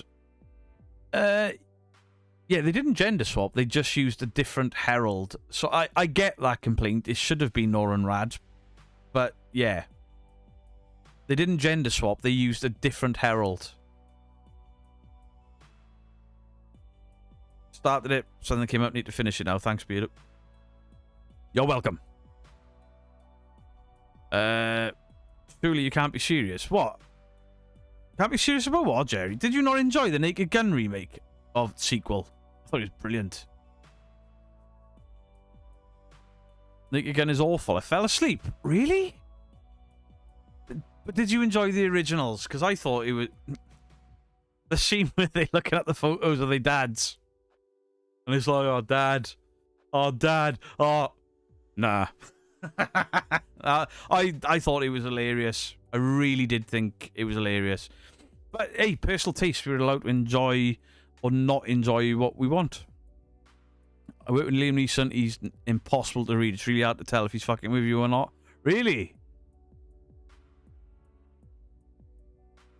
See, for years, I kept seeing Liam Neeson in action roles, and I was like, I can't take him serious as an action hero, but fair play to him. An old one. Howard the Duck is fucking weird, man. The duck tits. Do you remember when I got a stream taken down? Was I on Twitch then, or yeah?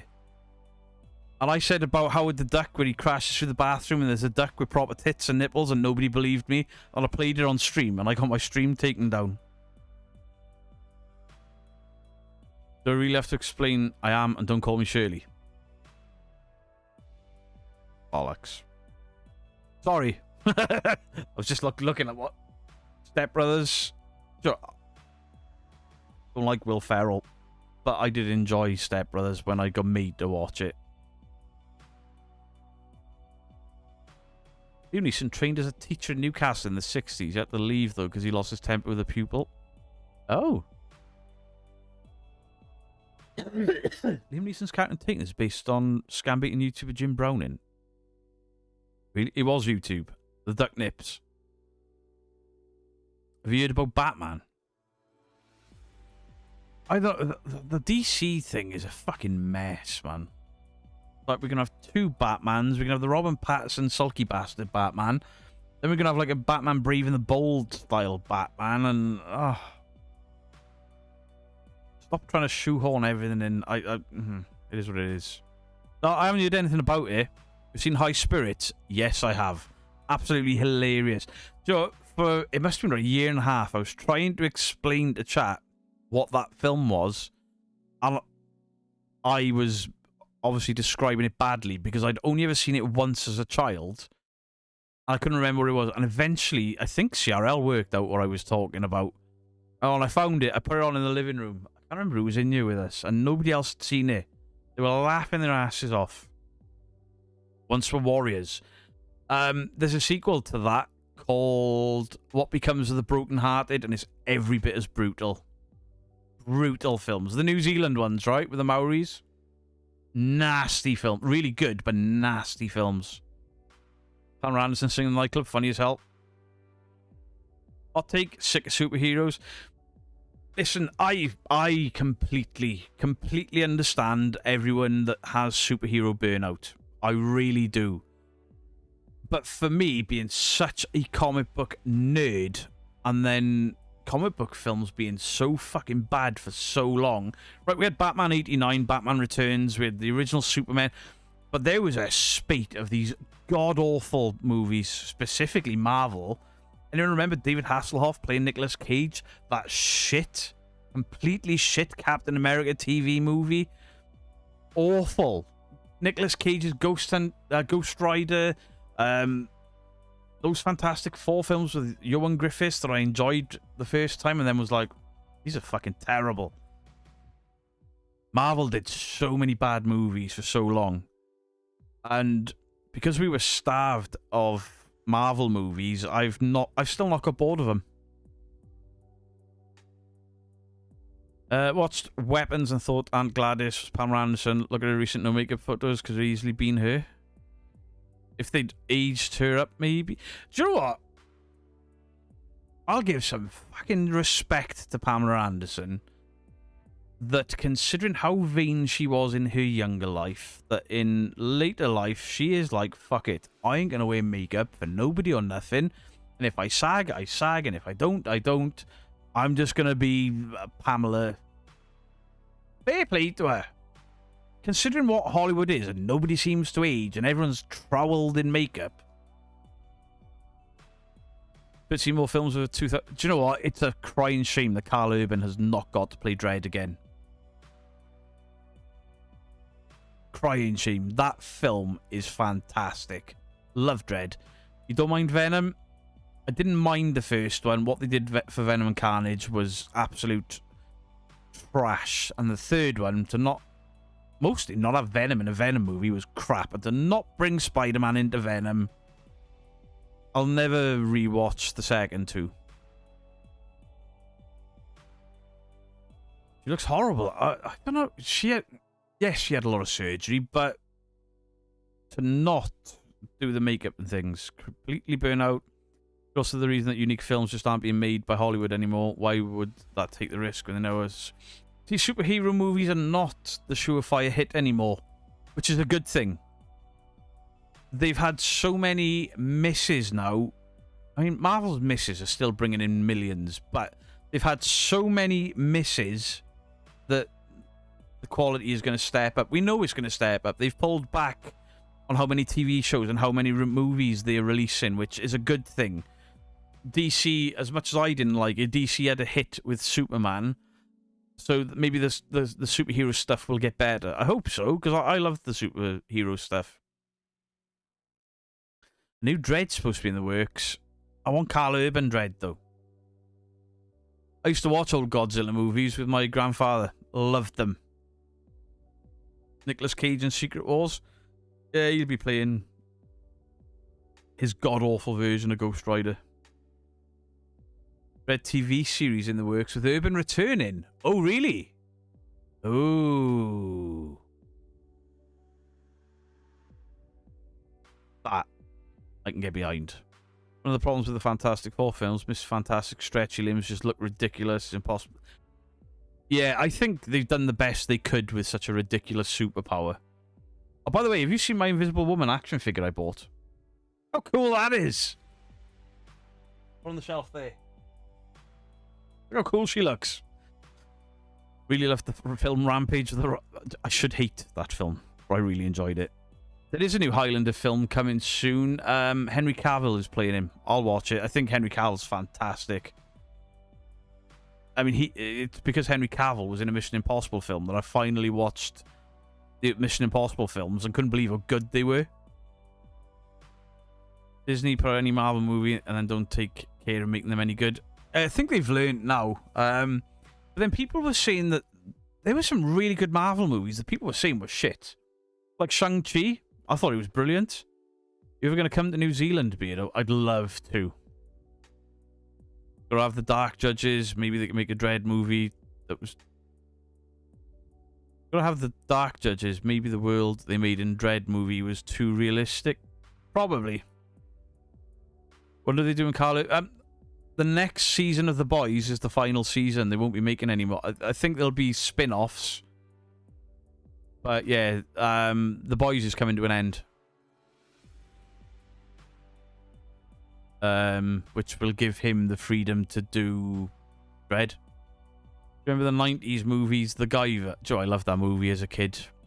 I struggled to find it. And I found a dodgy fucking DVD copy of it. Oh, fucking shit. I loved it as a kid. The Guyver, but there was another one called Dark something? But it was a Guyver movie. But I don't think they had the rights to the Guyver title, but I enjoyed that as well. Don't have the love. People don't have to. People don't have to. You can enjoy what you want to enjoy. Unfortunately, for all you people that hate comic book movies, I am an absolute comic book fiend. I mean, yeah, I've got an MCU shelf there, but most of my figures and stuff are all from comic books, because that's... Can I get a pan in, please? Yes, you can. You've been panned.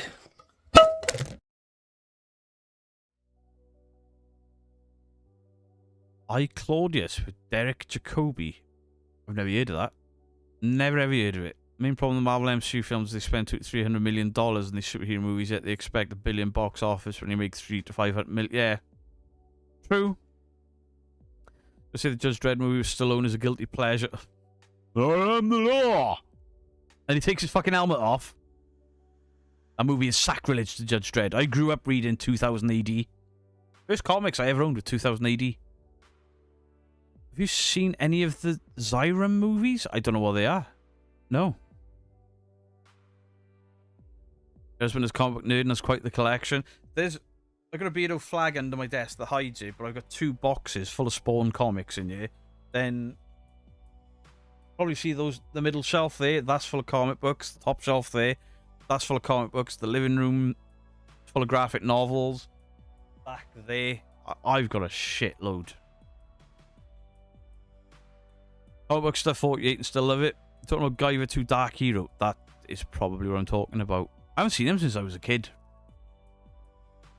Beardo, please watch Milk and Cereal. I've been asked for that before, have I?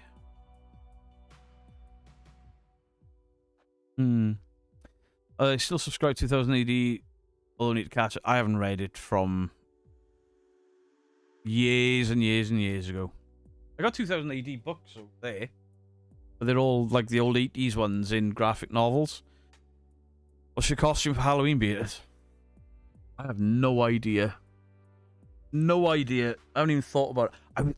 Actually, that's a lie. I was thinking about doing Beta from The Walking Dead. As long as I've still got... I basically made the Beta costume before for a Comic-Con. I think I've still got it. As long as I've still got the mask that I made, I'll do it. Oh, serial killer found footage movie? Ooh. The Pinstripe Freak. Dwayne is attached to Big Trouble in Little China. Wait. Dwayne is attached to a Big Trouble... Oh!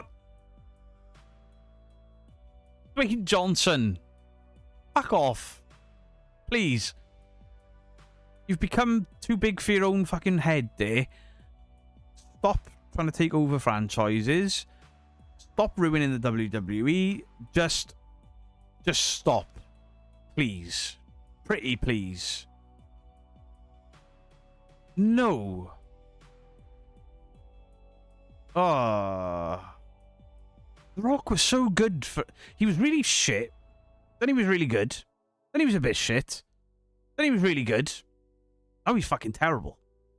Like, his acting's alright, but he takes everything over and makes it all about it. I know he's the highest paid actor in Hollywood, but Jesus! You're going to preview it on the... Preview what? Dwayne Johnson's supposed to be a bit of a prick. I've heard a lot of stories coming out recently about him, but... Oh, Milk and Cereal. Well, it'll probably... If I do a review, and it'll be on the second channel. Apocalypse War, the Soviet Eastern Meg Cities launched. I don't even know if I've read that. Like, there's Bristolian Kiwi. I see loads of people are starting to jump out now. So, I'll probably end soon. My Chemical Romance, 600 to 800 quid for a front row ticket. You couldn't pay me to go and watch that shit. Milk and Cereal, I believe it was called. Anyone seen The Harsh Realm? It's a series by Chris Carter, The X-Files, set in a military simulation like The Matrix. Not you to that? I enjoy your top 10, Stephen King. Came across it the other day. I enjoyed doing the stuff like that. I'm currently trying to script. I wanted it out for the 1st of October, but I haven't got the time yet. 31 films to watch on Halloween. There's 31 days in the month. But it was supposed to come out on the 1st and give people what I would watch every day of the month. And I'm 7 days behind already, so I'm going to have to think of something else now. He'll be president one day. Who? The Rock? Possible. Look at Cereals on YouTube. It's only about an hour long. Oh. Kurt Russell still around? Yeah, he's still around. Love Kurt Russell. I haven't watched season 2 of Wednesday. I enjoyed season 1. I didn't think I would. I don't know why I haven't watched second one yet. Got to run now to appointment in the morning. Neck surgery Friday. Hey, good luck with the neck surgery, Katie. Good luck with that. Watched the Lone Gunman series recently. I actually quite enjoyed it for nostalgia. I've never seen that. 13 movies to watch Halloween. Yeah, because if I did 13, I could take some of my weird choices out. Because in my 31, because not all of the movies had to be based on Halloween, just scary movies. And I had Alien in there. I was like, people are going to be so pissed that I put Alien in as a horror movie. But it is. Alien's a horror movie. But if I did 13, like, it's kind of stick to seasonal movies. That's a good idea. That's a really good idea. £250 for a ticket. I won't pay that ever again. I think we paid £250 for a ticket each. For me, Mrs. Geek, and each of the kids to go and see Slipknot. And we did it again for Avenged Sevenfold. I'm not doing it again. I paid £27.50 to go and watch Metallica back in the day. Inflation hasn't changed that fucking much, surely. I've watched 13 Ghosts of Scooby-Doo. There is an animated movie in the list, and it's not The Nightmare Before Christmas. Too much of a Christmas movie. Can I have some hearts in the chat for Sarah Bowman is recovering from a heart attack? Really? Oh shit. Exactly, Alien. Alien is a haunted house movie. It just happens to be in space. It's yes, it's sci-fi, but it's horror. Same as Event Horizon. It's a sci-fi film. It's a horror sci-fi film. So there. Oh, tell you what I rewatched the other day and really enjoyed it was The Faculty. That film is so good, even now. Oh, Supernatural, and then it's Scooby-Doo. That was epic. I love the weird Supernatural episodes. Been to watch Florence Black. I've never listened to a song by them. Yeah, where's the 13 Ghost TV series of the different stories of the ghosts? That's been rumoured for years. Highest one I see is 1,300 for a seat.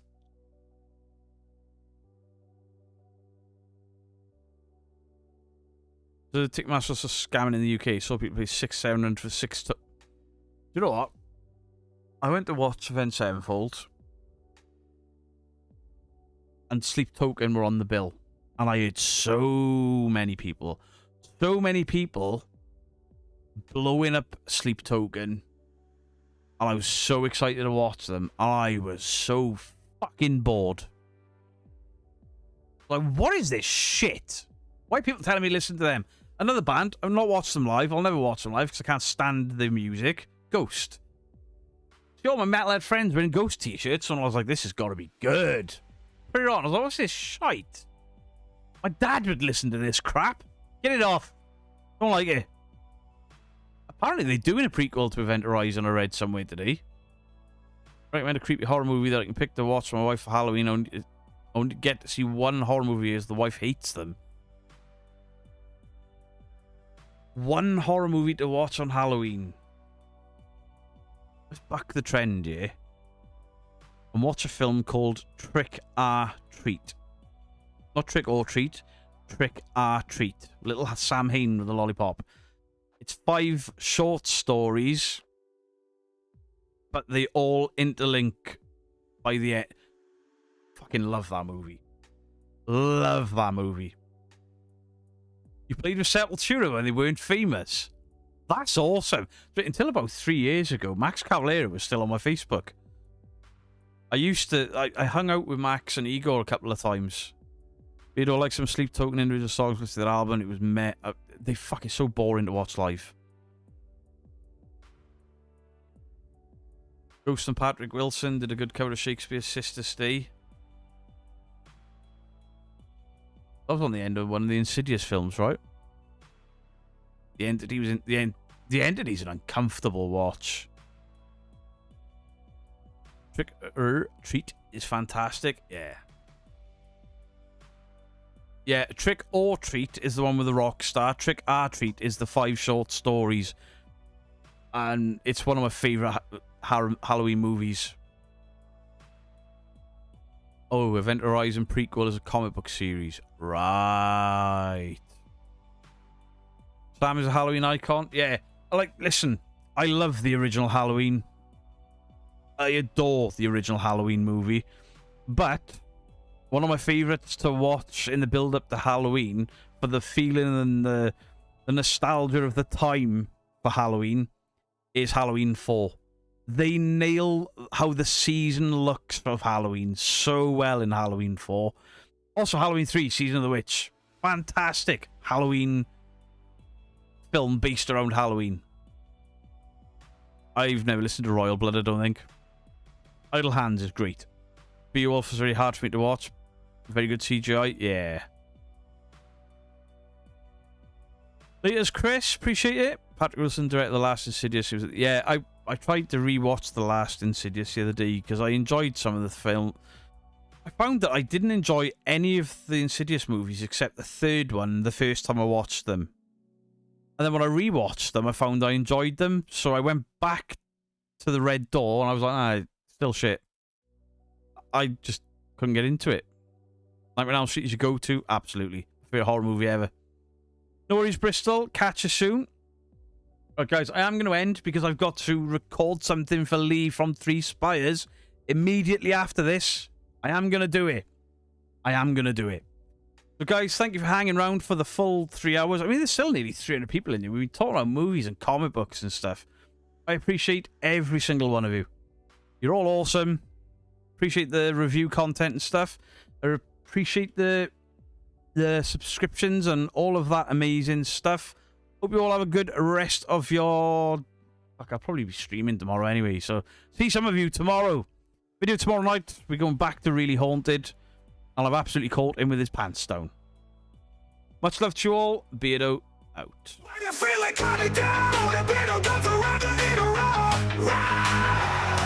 Can I get a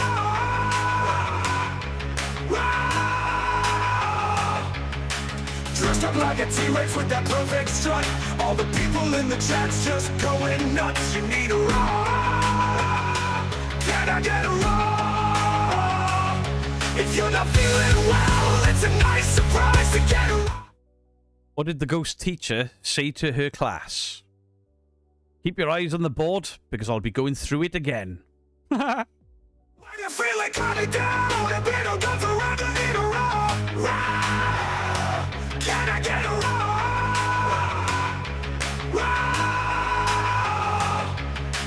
Dressed up like a T-Rex with that perfect strut.